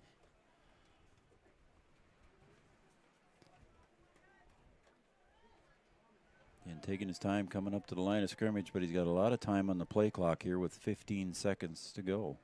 Takes the snap, turns around, hands it off to Kaufman. He'll go over the right side, and I don't know if he got a yard or not. Good defensive play there by the line. Yeah, Trayson Pullman just sniffed that one out right away. Came in there to stop that quickly. Pullman on a botno. So we're going to bring up 4th down and 8 to go, and the West is going to bring in the punting squad here. So they're going to punt it away here. They got a little bit of momentum started, but couldn't quite get any further here. Let's see if they can take advantage of this win here and maybe pin the East down near the goal line. Charlie Bowman back deep along with Jacoby Anderson, and Bowman's going to try to gauge it, but then the wind took it and bounces into the end zone. It almost stayed out there, but it did bounce into the end zone for a touchback. So the East will get the ball on the 20. Go ahead, Brian. Had a chance there. Thought maybe that would stop near the goal line. Maybe he would try and use the sideline a little bit more on that punt, too. Yeah, I think when Charlie saw that thing bounce and it kind of went up in the air a little bit, he thought about going over to get it, but then he saw the defenders coming down in a hurry, and he thought better of it. So it'll be 1st and 10 here for the East on their own 20-yard line. 9:14 to go on the Thunder Seed scoreboard. 6-0 lead for the East. Stein under center. Takes the snap, turns around, hands it off to Fry. He'll go right up the middle, maybe gets it ahead for a gain of 2. And he's tackled there by the West, so maybe 2, and it'll be 2nd and 8. Yeah, a bunch of red shirts in there.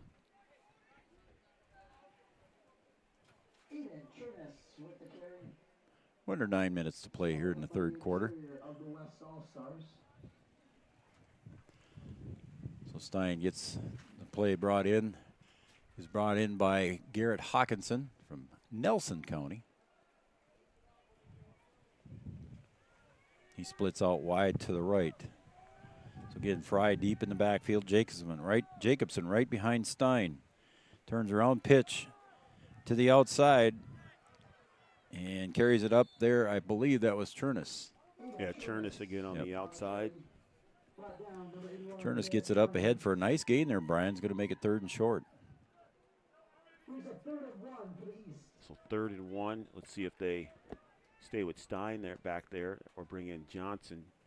Johnson running that quarterback keeper a couple times, pick up yardage. See what they do. Stein's it is Stein. Stay in there. Yep. See if they go back to Chernus here again. So Chernus in the backfield. Dot in the eye, as they say. And a pitch comes to Chernus. Cuts it back up, and he'll get across the 30 for a 1st down. It'll be 1st and 10 on that Farmers Union Insurance. 1st down. Yeah, good block there by Blake Jacobson. Open up that hole. Chernus cuts back and picks up the 1st down. So Chernus gets it ahead on the carry for a 1st down. So it'll be 1st and 10 for the East with 7:32 to go in the 3rd quarter. 6-0 lead for the East.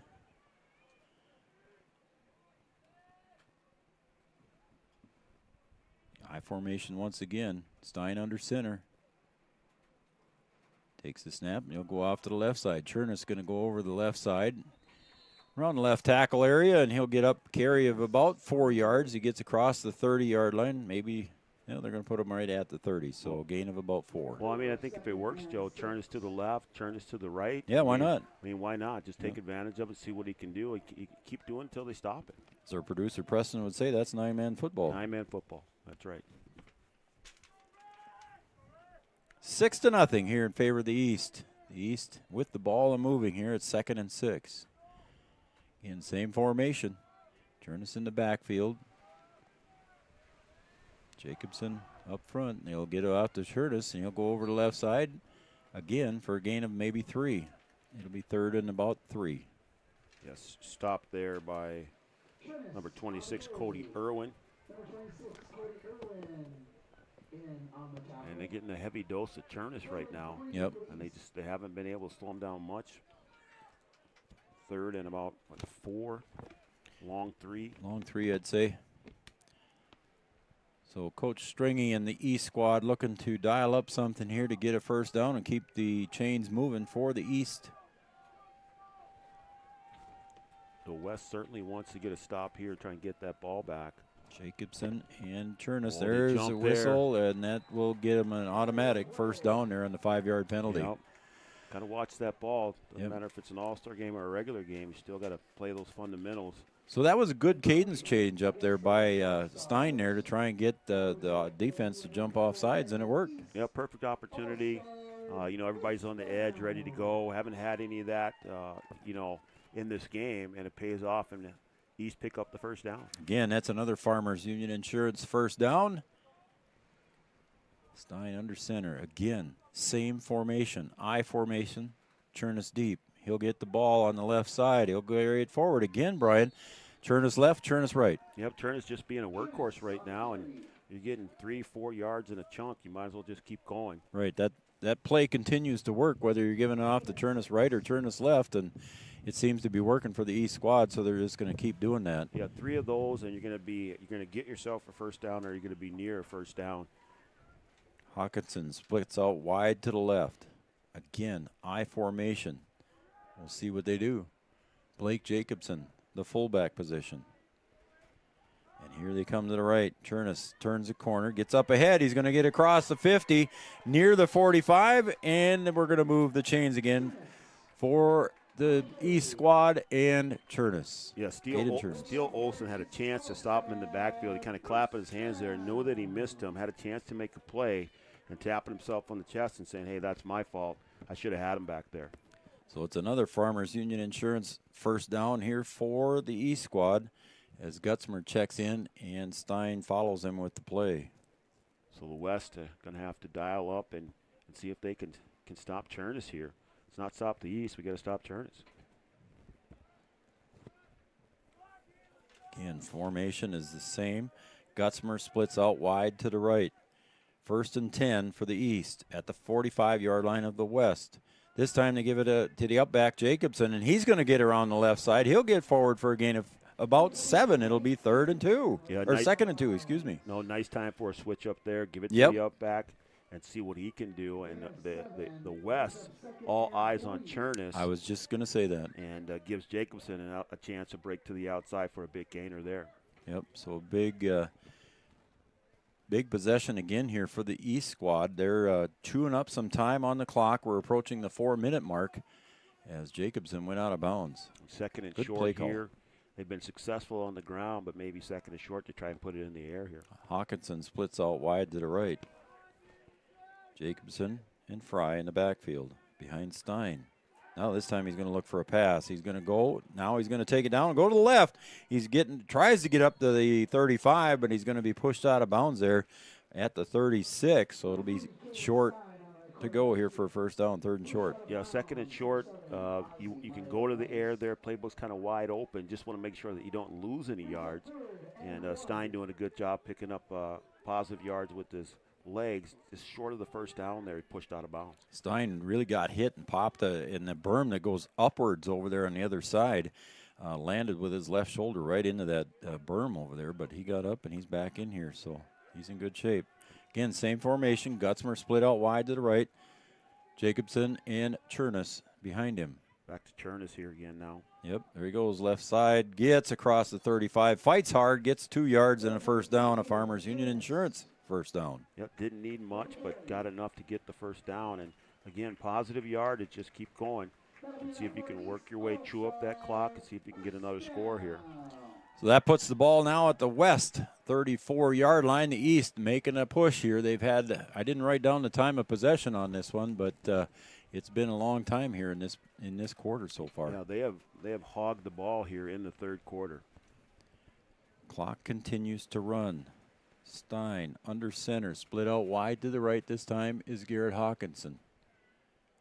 He'll take a quarterback sneak this time, get it up ahead for 3 or 4 yards. So a nice little quarterback sneak right there by Stein. He says, I want to put my name in the book. Yeah, doing a good job of mixing it up now. So you had Jacobson, you had a pass in there, then you went back to Chernus. Now you have Stein take it up the middle. Again, the offensive playbook working for the East. Coach Scott Strengy in the Wyndmere Lidgerwood Warbirds. Just grinding it out here. Coach Strengy from the Wyndmere. The West's going to have to dial up a few stops here. They were doing well, early in this game in the first half. It was a defensive battle. Mm-hmm. And the East able to score before the half, and now they're in business again. Gutzmer split out wide right. The handoff. Nope, fake handoff. Looking down deep is Stein. He's going to go to Johnny Gutzmer coming across on the crossing pattern. Near the goal line, incomplete. Yeah, Troina in there in defense, and Manhart back there too as well. Coach Strengy might be thinking this is 4-down territory now, with third down and just a long 5, maybe 6 yards to go, and thought maybe let's try it, see if we can air it out to Johnny heading to the corner. Oh, for sure. You definitely 4-down territory here. Third and 6 to go here, and see if you try and pick it up in 2 plays. Split out wide to the right is Hawkinson again. Jacobson and Chernus behind Stein. Pitch to Chernus. He's going to get it across the 30, but he's met hard there and tackled for about a 2 or 3 yard gain. And Chernus, again, getting positive yardage, but only 3 yards there. Now it's going to be 4th and 4. Well, Steele Olson making up for the missed play that he had earlier. He didn't miss that one. Came in there like a rocket to take down Chernus. Nice play there by Steele Olson. We're approaching the 2-minute mark here as Johnny Gutzmer runs in with the play from the sideline here. And we still got 23 seconds to go on the play clock. Yeah, they would have liked to get most of that back on that last play, but Olson said no. Now got to try and pick it up all here, 4 yards to see if they can extend this drive. All right, a big play for the East squad here. 4th and 4 from the West 33-yard line. Excuse me, 28-yard line. My number's wrong. Chernus goes around the left side, and he's met over there, tackled, maybe a gain of 1. It'll be a turnover on downs to the West. Yeah, Jared Troina sniffing that one out, coming up and making the tackle there. Nice one-on-one tackle out of Central McLean. And he hit Chernus hard. Yeah, I see Aiden Chernus getting up kind of slow over there on the other side. Might have been right on the old hip bone or something there, but a good tackle, like you said, Brian. And that's what the West needed. They needed to stop that drive. They score there. It puts it not out of reach, but makes it very difficult to try and get a bunch back here in one quarter. They chewed up a lot of time in that third quarter. A big tackle there by the West. Gets the ball turned over on downs. So again, Schneider in the backfield, looks over to the left on a little screen pass over here to the near side. Jacoby Anderson in on the tackle, I believe, with Johnson as well. Nice little screen pass and defense made there on the catch by Ray Steiner. Yeah, trying to let Steiner work out there one-on-one, see if he can break a tackle and maybe pick up some positive yards. And good defense there by Jacoby Anderson and Jackson Johnson. So it's going to be 2nd and 10, no gain on the play. Schneider again, ball at the 27-yard line. Too wide here now, far side. Handoff right into the belly of Kaufman. He's going to come to the near side, gets across the 30, maybe the 34. He's tackled here on the near side. Yeah, Kaufman doing a good job finding the outside, picking up positive yards. Spread them out a little bit there and go to the opposite side. Picked up about 6, maybe 7 yards, we'll call it. It's going to be 3rd and a long 3, maybe 4. We'll call it 3rd and 4. So gain of about 6 there for Kaufman. I'd like to see the West keep this drive going, pick this thing up. Again, Schneider at the quarterback position. Turns around, hands the ball off to Kaufman again, gets across the 35. Maybe it'll be marked at the 35. It'll be just short of a first down. And that might be the last play of the third quarter. Yeah, Demetrius Avila there making the tackle. I think they're going to let the clock run there with 12 seconds to go, and that will be the end of the third quarter, and the score will remain 6-0 on our Thunder Seed scoreboard. 6-0 in favor of the East squad. Your live event, Three Borders Sports Network. We'll be right back after these messages. This summer to Red River Valley Speedway in West Fargo, featuring 5-wide, high-flying, family-friendly action, weekly racing featuring IMCA modified, stock cars, sport mods, sprint cars, hobby stocks, and index legends. Racing begins at 7 o'clock. Adult tickets are $13, kids tickets just $5. See the full schedule online at RedRiverValleySpeedway.com. All summer long, enjoy Friday night action at Red River Valley Speedway in West Fargo. Powerful and playful. Delicate and precise. Bold and carefree. It's the way you move, and it moves us. To deliver care for your whole family. To provide options beyond the expected. To help you leave pain in the past and find your way forward. Orthopedics and sports medicine at Sanford Health. Welcome back, everybody, to the 9-man Shrine Bowl football game 2022. Three Borders Sports Network. I'm Joe Schreiner. Brian Watson here with me as well. Preston, he's producing our game, and Jake and Maddie are on the cameras.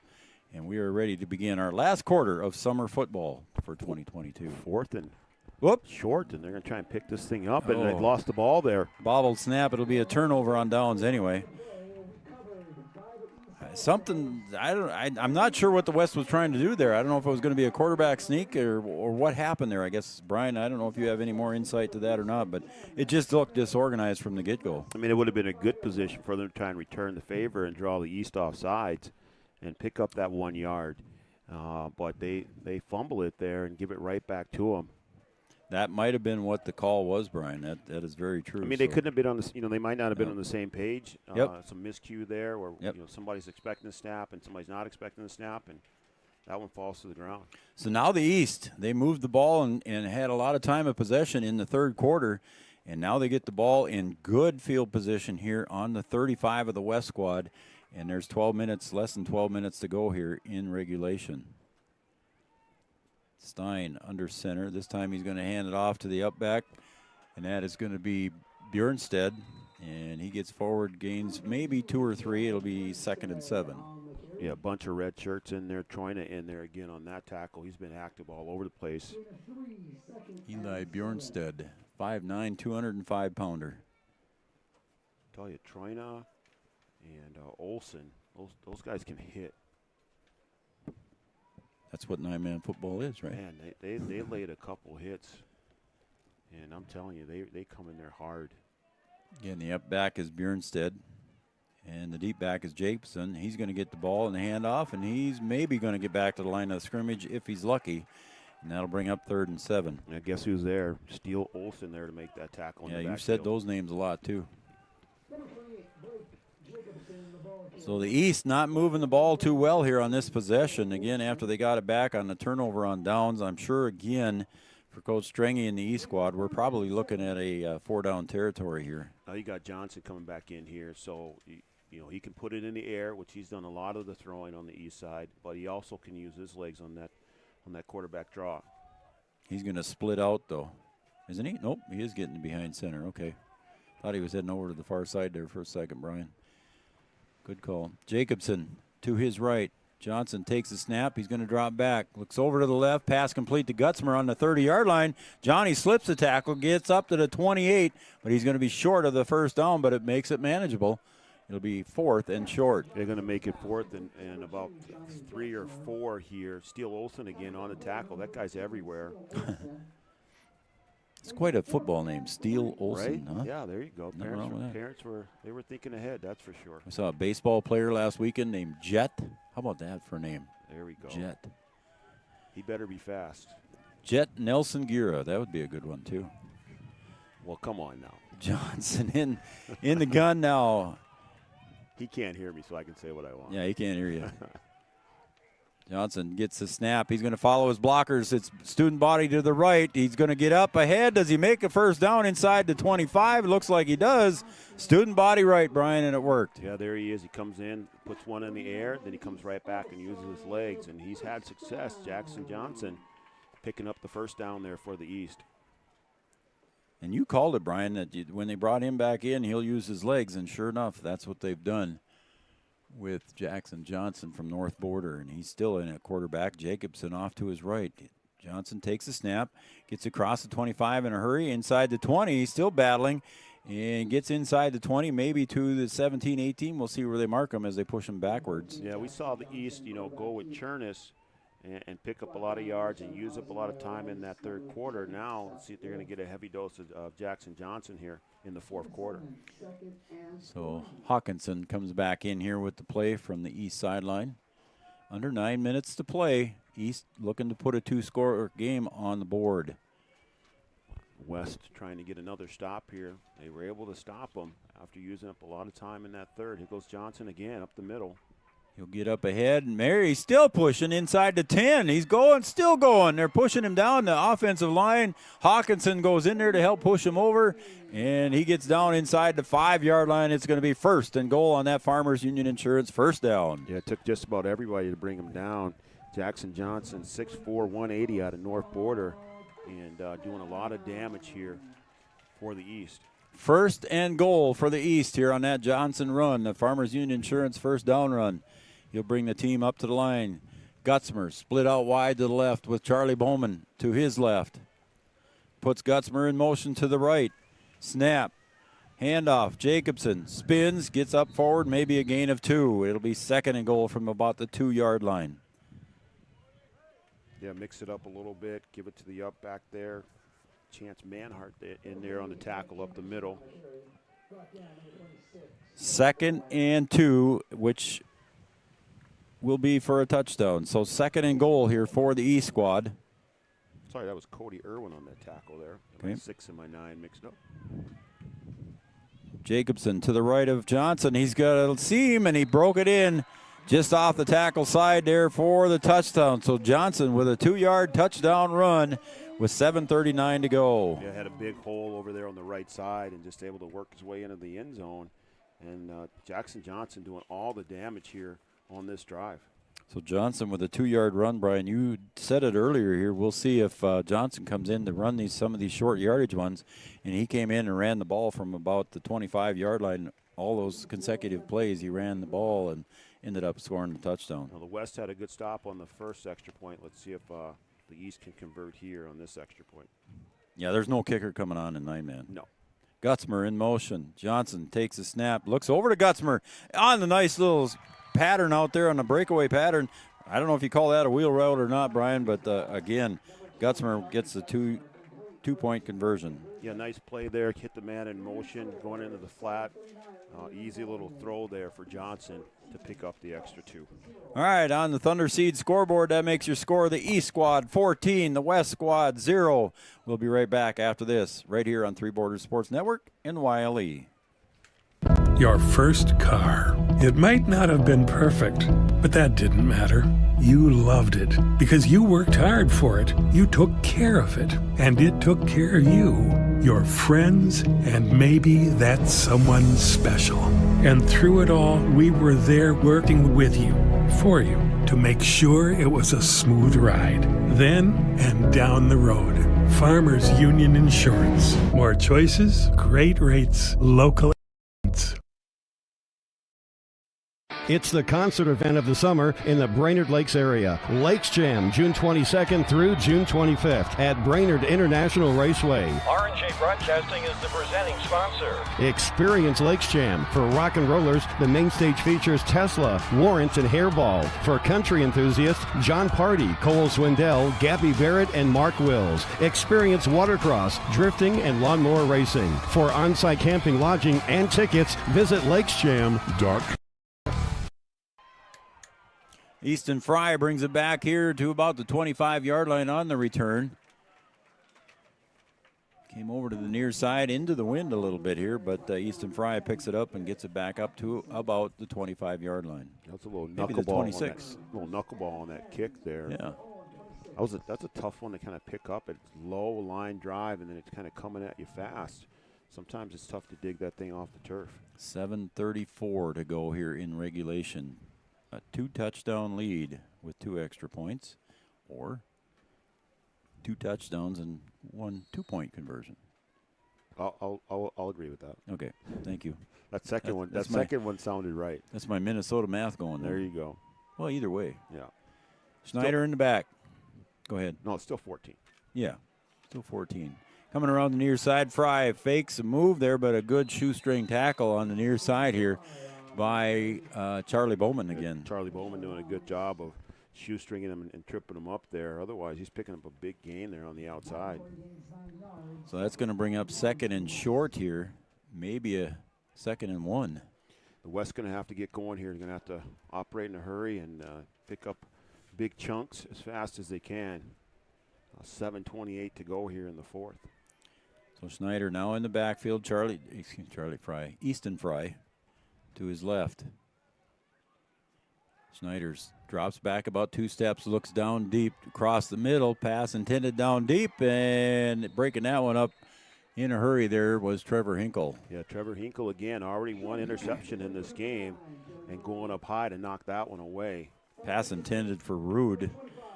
Rude's been receiving a lot of yardage here from Schneider here in the game so far, but that one, again, good defensive pressure there. Was there again, 2 or 3 back there? Again, Schneider showing off that arm.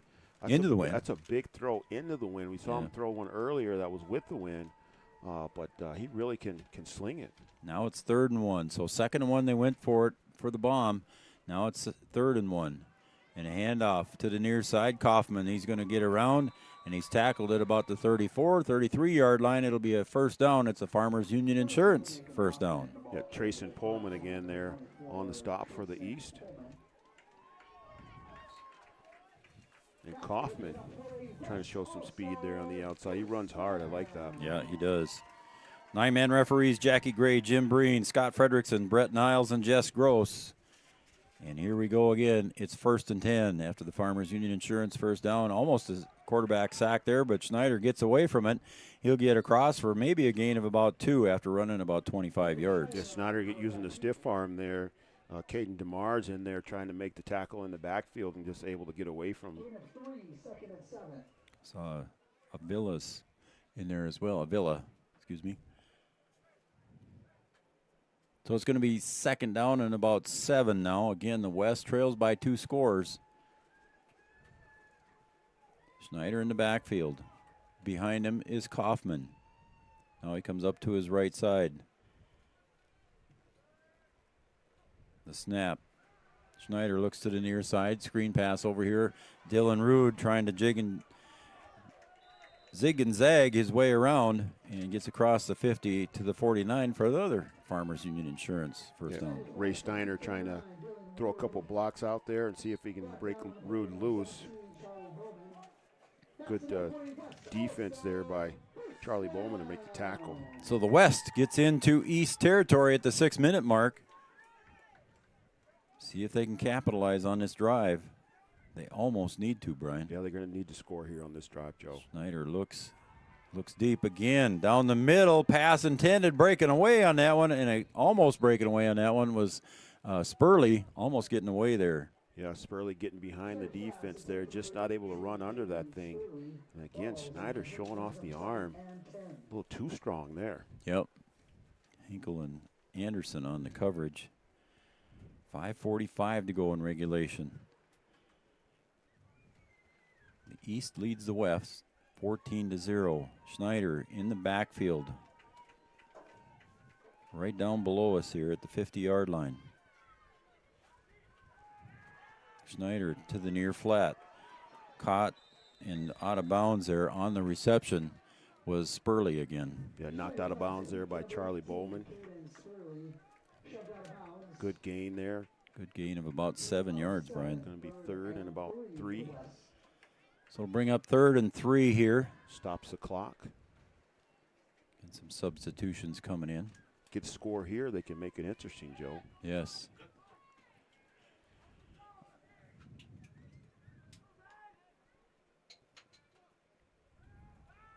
Schneider drops back, little pop screen over to Kaufman. And the pressure wasn't there, but he's going to get ahead for a first down. It's going to be close where they mark it. So we'll see if Kaufman gets it on the screen. He ran about 15 yards to get a gain of maybe 3 or 4. Trevor Hinkle coming up to make that tackle. That might have been a touchdown-saving tackle there. We'll see what they say. Is it fourth down? It's just short. They're not going to bring the sticks out. It's just short. 5:09 to go. Again, there's another one. Nose of the football right there. And they're not gonna measure. It's an all-star game. We're not gonna measure. They're not gonna measure. We're just gonna go. And the red squad, they're gonna have to go for it, Brian. Here, less than 5 to play. 2-possession game. Well, you can send Schneider right up the middle here. I would. That's what I would. He's coming up under center. It's less than a half an inch, Joe. And there it is. And there's your quarterback sneak, and he's going to get about 2 or 3 out of it. So there's a first down for the West squad. That's a Farmers Union Insurance first down. 14-0 in favor of the East. Yeah, I can't see you stopping that. That not before they had to pick up there. Right. The nose of the ball was right there. They can just fall forward and pick that thing up. Schneider, 5'11", 180, just basically leaned on his center and followed him forward. And big number 64, 6'6", 285, Tanner Wolf. So you just follow that big boy. That'll get you a couple yards. So Schneider sets now, 4:20 mark. Regulation. Schneider drops. Looks like a quarterback draw. He's going to break it forward, but a good follow-up tackle there. Gets up ahead, maybe gains 6 or 7 here, and the clock continues to run. Looked like Evan Richmond in there to make that tackle, and then Austin Rigg in there late to help out. We're under 4 to play. Schneider, 2nd and 5. He's got Kaufman to his left, steps back, looking to throw. Along the left sideline is going to be out of bounds as that one didn't have a chance there on the pass intended for Dylan Rude. Yeah, there's that. We saw that play earlier where that ball was thrown in the same area, and it just carries out of bounds. Once you get outside the numbers there, the wind just takes it. Yeah, you can see the top of the bushes over there. We probably don't see it on the camera angle, but you can see the top of the bushes from where we are. They're just almost bent over straight to the north. But, yeah, that thing gets up in the air. That thing's going to coast a little ways. Yeah, anything to the outside on the far side of the field, you have to throw that ball way inside and then just let it come back. Schneider, he's getting chased, and he's going to get dropped. And now is that a complete pass? It is completed to Gelbert. Wow. Getting tackled from behind there. Schneider just actually flipped it out of nowhere. It ended up into the hands of Gelbert for a positive gain and a Farmers Union Insurance first down for the West, Brian. Well, he's being run down from behind by, I think, Blake Lundy and Mikhail Costa. And just as he was sort of in the grass, able to throw that thing before he hit his knees. It's crazy. I thought it was going to be one of those intentional grounding calls again. Well, it looked like it wasn't going to go anywhere, and yeah. it falls in the hands of the receiver. Yeah, it just went right into his hands. He said, "Look at here, I got my name in the stat book." So congratulations there to Gelbert. Schneider again pulls it back down. He's going to go the other way with it, and good pursuit on the outside. We got a ouch, and I think we see a knee injury over on the other side. That's not good. I shouldn't speculate, but he's holding his knee. Jason Coleman was over there to make the tackle. Got a flag on the play, too. And there's going to be a flag. I don't know if it's going to be in a face mask or what. Oh, you hate to see that with 3:23 to go in regulation and then a possible knee injury here. And it looks like that's what they're stretching out there, is trying to figure out if it's a bad knee injury or. Well, let's just hope it's a turned ankle, and yeah, we'll stay with that. Announcer guy shouldn't speculate. So let's take a break here with an injury on the field and Thunder Seed scoreboard.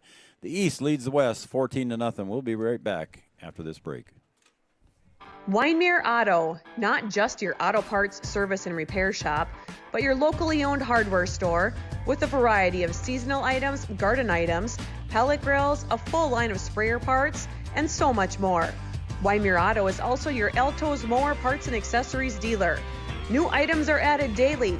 Check them out online at winemereauto.com.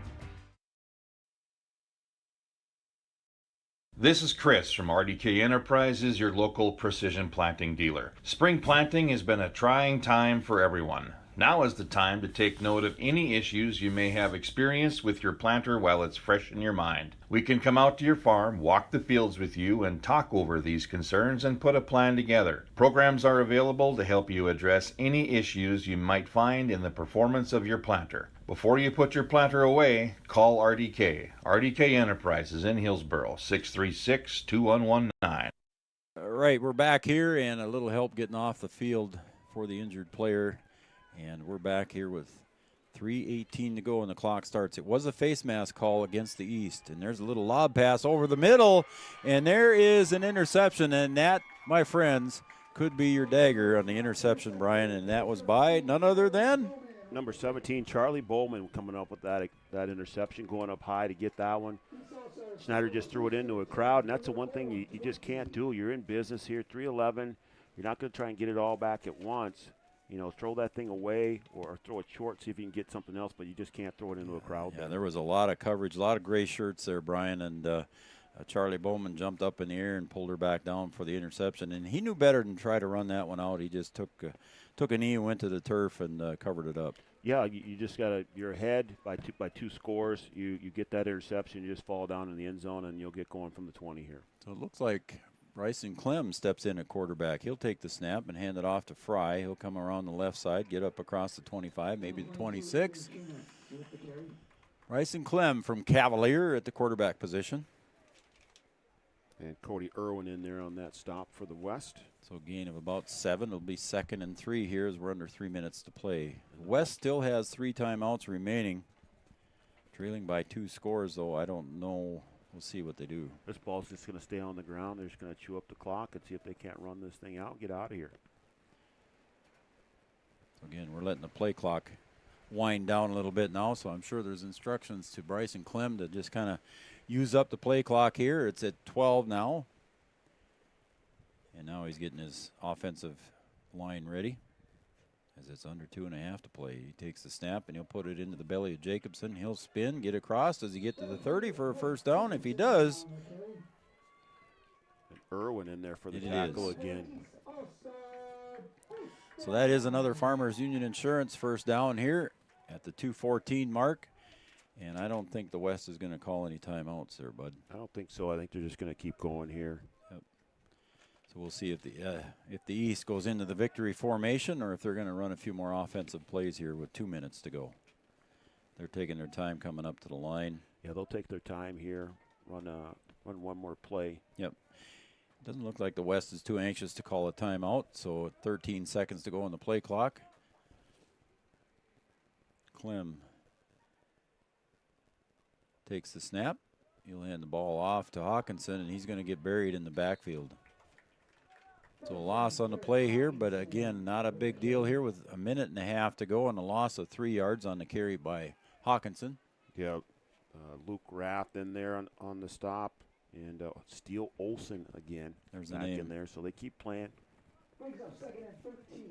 Don't forget, folks, to stay tuned for the RDK Enterprise Player of the Game, Precision Player of the Game, coming up here at the conclusion during our post-game show. And we'll have that coming up here after the conclusion of this game. Hey, how about Cruisin' Cafe, Hillsboro EDC, Mayville State, Carlson Family Insurance, Hillsboro Central Valley School, Red River Valley Speedway, too, checking in. Sanford Health, Norman County Fair, Bell Bank. Beef Council? The North Dakota Beef Council, yeah. There's a kind of a little fumble. Confused play, and who recovered?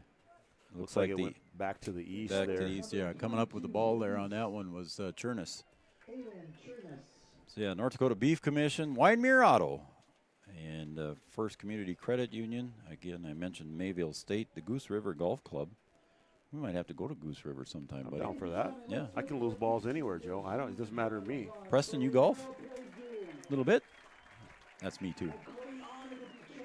And it looks like that's going to be the final play of our game here, buddy. So stay with us, folks, for the RDK Enterprise Precision Player of the Game here during our post-game show as the clock continues to wind down. The East 9-man squad defeats the West 9-man squad 14-0 on the Thunder Seed scoreboard. And Brian and I will be right back here with our post-game show. And Joel will have the RDK Precision Player of the Game right after these messages.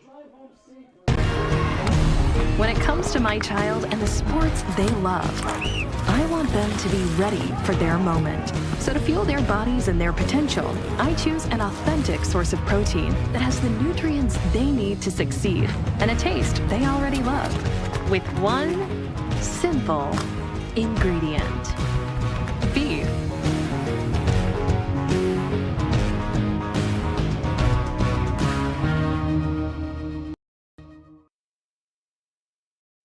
There's more at 104. Hillsborough, North Dakota has everything you want in a hometown. Business opportunities, great jobs, and a top-notch school. Shovel-ready lots for your next idea. Great jobs in manufacturing, healthcare, and agriculture. An excellent education for your kids with small class sizes and lots of school spirit. Plus easy access to I-29 and the conveniences of North Dakota's largest cities. Build your future in Hillsborough and see why there's more at 104. Insurance is an important safety net for your family, your home, and your business. Carlson Family Insurance Agency is your local auto owner's insurance provider. At Carlson Family Insurance, they work for their clients, not the companies. Customer service and satisfaction is their #1 goal. Give Carlson Family Insurance a call for all of your personal, farm, business, and crop insurance needs. 701-672-6002 or at cfiagency.com. Carlson Family Insurance, your auto owner's insurance agent. The Cruisin' Cafe will see you at the Shrine Bowl. The Cruisin' Cafe food truck will be serving sweet and sour chicken, sweet and sour shrimp, fried rice, pot stickers, and Italian sodas. The Cruisin' Cafe food truck welcomes all fans, and congratulations to all players selected to play in the game. Thanks to the Shrine Bowl and Mayville State for welcoming the Cruisin' Cafe to be part of the Shrine Bowl event. You'll enjoy the Cruisin' Cafe. The Cruisin' Cafe. Follow them on Facebook for more information. Don't be fooled by that beat-up old cap. Its faded crown represents the tireless work of America's farmers and ranchers. Its sturdy brim, their dedication to providing our nation with a safe, affordable food source. From sunup to sundown, they're turning quarters into the dollars that drive our rural economy. So we'd like to tip our hat to them. Farmers Union Insurance, protecting those that protect America's food source. We asked the team how we should celebrate the $2 million given to Casasa members last year. Dana wanted us to hire a marching band. Amanda thought that we should drop 2 million balloons. And Kevin, well, Kevin always wants to use the money gun. Steve thought, well, what if we just said it? Last year, First Community Credit Union gave $2 million in Casasa rewards. Join in the celebration with your Casasa account and start earning your money back today. All right, welcome back here to Mayville State University, home of the Comets here in the 9-man football game we just saw here for the Shrine Football All-Star game here. Again, players from North Dakota, throughout North Dakota, and some from western Minnesota here have played both the 11-man game and in the 9-man game that you just witnessed here on Three Borders Sports Network and your live event. Brian Watson, Joe Schreiner. Again, we'll recap the event here, Brian. The 9-man game, 14-0 win here for the East. And we'll just recap it here quick. I'll go through the scoring. There was only just 2 scores at the 42nd mark of the second quarter. Johnson had a pass to Gutzmer for the first touchdown, and the run failed. 6-0 was the score at halftime on a 15-yard pass from Jackson Johnson to Johnny Gutzmer. And then after the half here, coming back in the fourth quarter, once again, Jackson Johnson took it to his feet, and in a 2-yard run, he scored the next touchdown and made the score 12-0. And then Gutzmer got a pass from Johnson for the 2-point conversion, and that is your final score. 14-0 here in favor of the East squad. Welcome again, everybody, here to Three Borders Sports Network and your live event. Brian, your thoughts on the game? Just a good, solid game. You know, we thought it was just going to be a defensive battle. Maybe we were going to have a score until late in this thing. But the East just had a couple more opportunities, down on, in the red zone area, things like that on their half of the field, and able to get in there to score a couple touchdowns. But a good effort from the West. I mean, you've got some good players on that side. You know, we said Ray Steiner's name a bunch of times. Yep. Steele Olson. Yep. A couple big hits from him. Cody Irwin in there on defense too as well as Jared Troina. And then I was impressed with Tucker Schneider. I mean, I really was. He was able to sling that thing down there in the wind. And again, we saw that in the 11-man game. We thought those teams were really going to throw it around, and they ended up keeping it on the ground. 9-man comes in here and say, hey, we're just going to throw it anyway. We don't care. And would have been nice to see maybe the wind and the weather cooperate a little bit with us, so we could see, some of those long completions, some big plays, things like that, which are some things that you want to see in an All-Star game. But I come away and looking at that. That kid's got a strong arm out there. I'll tell you what. We came up with our player of the game during the break here, and we'll be introducing the RDK Precision Player of the Game.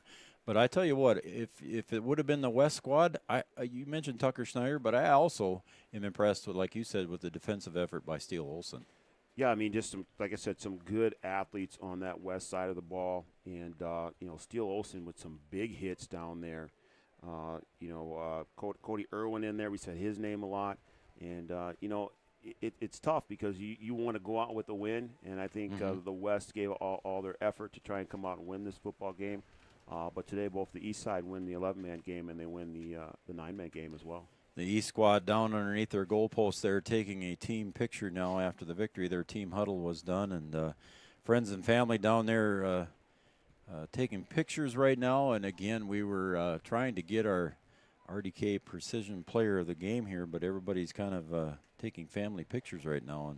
And I get it. It's your last organized game of your high school career, and you want to be out there with your buddies. You're enjoying the moment. And they won the game. And they won the game, so it's important to them. And the West squad, when you look over to the other side here, they're all, again, a lot of hugs and stuff going on over here on the red side here, and there's a lot of things going on here as well. So take a look here at our, we want to thank all of our sponsors. Irie Insurance, our pregame show, Hillsboro EDC, starting lineup sponsor, Thunder Seeds, of course, was on our scoreboard the whole 2 games. Farmers Union Insurance, they bringing us our sideline stuff, and also 11-man halftime and the 9-man halftime interview.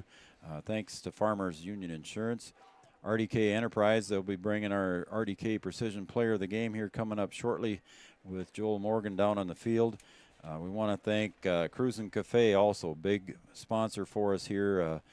We tried to do some things for them out in the parking lot, but our technical difficulties with this wind just didn't allow some of that stuff. So we want to thank Cruisin' Cafe, Mayville State University, Carlson Family Insurance, Hillsboro Central Valley School, and they were sponsors for us all day long. I know it was mainly the 11-man game, but we appreciate them coming on and being part of the sponsorship group.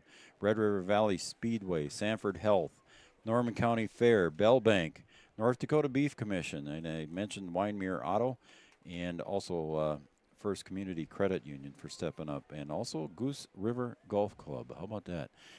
And Joel's still looking for his interview down there, and we'll keep going. Or do you want to take a break? Take a break? All right, we'll take a break, and then Joel maybe going to go find his guy, and we'll come back with the RDK Precision Player of the Game right after this. Again, the East wins 14-0. Located on the beautiful Goose River in Hillsboro, the Goose River Golf Club offers both recreational and experienced golfers a great round. It's a 9-hole course open to the public located right off exit 104 on I-29. The Goose River Golf Club in Hillsboro offering a full golf course, 9 holes, and a driving range. You'll find great opportunity with membership rates and great rates to enjoy the round of golf, whether you're walking or riding at the Goose River Golf Course in Hillsboro. Learn more at thegooseriverdolfcourse.com.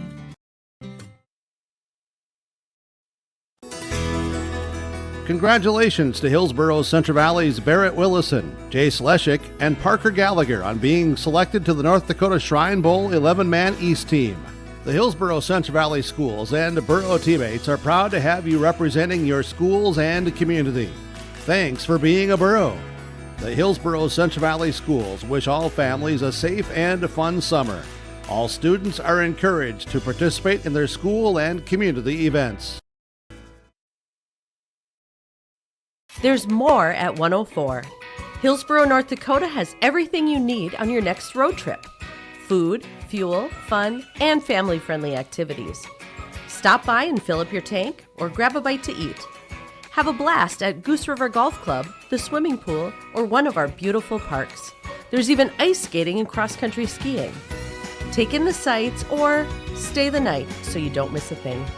Experience Hillsboro and see why there's more at 104.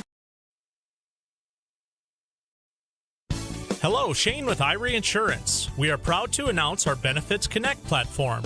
You will have more options with Irie Insurance Benefits Connect. You have choices. Do you know who your group agent is? Do you meet annually to review benefits? Would you like to save money? Would you like more benefits? You have choices. We take a different approach to providing benefits through education, communication, and a personal touch. To find out more about Irie Insurance, go to IrieInsurance.com. It's the concert event of the summer in the Brainerd Lakes area. Lakes Jam, June 22nd through June 25th at Brainerd International Raceway. R&J Broadcasting is the presenting sponsor. Experience Lakes Jam. For rock and rollers, the main stage features Tesla, Warrants, and Hairball. For country enthusiasts, John Party, Cole Swindell, Gabby Barrett, and Mark Wills. Experience watercross, drifting, and lawnmower racing. For on-site camping, lodging, and tickets, visit lakesjam.com. Welcome back to Three Borders Sports Network, your live event. Again, a special thanks to Mayville State IT Department, Matt Dalrymple. Thank you very much. We want to shout out to him. Right now, we've got our RDK Precision Player of the Game coming up here with Joel Morgan down in the field, down in the end zone on the east end. Joel, take it away. All right, thank you. Joined by Jackson Johnson. A win for you guys here for the East. How does that feel? It feels amazing. We couldn't even get the snap down 2 days ago. We only had 2 days to get it done. We knew that we needed to get our offense gelled together. Our defense, we knew we were set on that. And we knew the West was a solid team, but we knew if we got our offense down, we were going to come together and we were going to win. Yeah, what did it take? Talk about from day one up until this point, till snap one. What did it take to get everyone on the same page? You know, we did a lot of team bonding, and that's what it took. Like, we knew once we got the team bonding down, we were all kind of on the same page. We all had that chemistry going in. And we knew we would work together to get it done. You guys playing the second game today. You saw the 11-man game, wind, heat, so many different factors. Were you guys kind of watching, thinking about changing up your game plan, or was this how you guys drew it up? You know, we were planning to go more air, but with this wind, we didn't dare because it leave it 7 yards short, too far. So we decided to just ground and pound and play smash mouth football. Defense comes up big for you. 2 big interceptions, one near the end of the game. You're watching on the sideline. What's going through your head when Charlie makes that last interception? It's like he did it for Trayson. Trayson was the guy that got hurt right before that, and he did it for us, all of us. He knew that we all wanted it so bad. We won that 0 on the scoreboard, and that was it. He knew that it was his time to shine right there. East wins the first game. You guys come out to warm up for your game, and the East is cheering you guys on. What's that feeling like to know that the 11-man East and you guys kind of playing for the same side of the state? Well, we knew that the East was pretty good. We knew that every year, even last year, whatever, this year, we knew we were always practicing with the East on the same practice field, turf, whatever, and we knew that we were going to be good, we were going to be solid, and we came out ready to fight. We came out ready to play, and we knew we had to go 110% every play, and we did just that, and then we came out on top. Your last chance to represent your high school here on the football field. What's that feeling like, and what's the plans for you coming up? It feels good to know that I left my program. I represented my program good, and maybe they'll get looked at a little bit more. And my plans for the future is to go to Minnesota State University Moorhead and play football there and major in business administration and management. All right, well, congratulations on the win and congratulations on wrapping up your high school career. Thank you. All right, back to you guys. All right, thanks, Joel, and congratulations again to Jackson Johnson, our RDK Precision Player of the Game. Again, he did a nice job. It sounds like he's going to Minnesota State University Moorhead to play a little football. The Dragons are going to get a good one. Dragons are going to get a good one. I think so. Yep. So there it is. There's your RDK Precision Player of the Game. Again, thanks to all our sponsors, our great sponsors that we've had throughout the day here. Whether you did just one game or both games, we appreciate everybody jumping on board here to support us. Especially Cruisin' Cafe and Irie Insurance, Hillsboro EDC and Thunder Seed, Farmers Union Insurance. Can't mention those guys enough. Brian, you got anything else? No, just a big thanks to our sponsors. Thanks to the Shriners for inviting us to do this game, second year for Three Borders Sports Network. Yep. And a big thanks to Your Live Event for helping us out with our expanded coverage. We really appreciate that. It gives something different that we can do for our viewers. We appreciate everything that they did for us today, and we hope people go out and check out their website and their links for all the games that they broadcast. They do a great job there at Wiley. Yes, absolutely. And you got to thank Mark Forseth and the crew and Preston at the board for us here on the long day for him too as well. Jake, Maddie on the cameras here tonight. Adam, Evan on the cameras earlier today. Wade Gilbertson for stopping by this in the first game today. So it's just been a fun event. Yeah, it takes a village, and we appreciate all the help that we've gotten, and hopefully we'll get to do this thing again next year. All right, you and I are busy next Tuesday. We're going to take on Breckenridge baseball against Preston's Twin Valley Ulen-Hitterdal baseball team here. There you go. So taking on his hometown. There you go. See if they can get it done. See if we got that coming up Tuesday night. Post 53. See if they can get it done there. 5 o'clock, I think. 5 o'clock. Appreciate that. For Maddie Nelson Gira, Jake Preston, Adam Evan, Mark. Did I forget anybody? Brian. Oh, yeah, and Joel, thank you very much. Appreciate that, too, as well. Joel down on the field doing what he did. Can't forget about him and that fancy great hat interviews. down Thanks, there. Mark, for catching me on that. Yeah, great hat there, too, by the way, Joel. Anyway, for all those guys, I'm Joel Schreiner. Thank you, everybody, for watching and tuning in. For now, goodbye, everybody. Thank you again.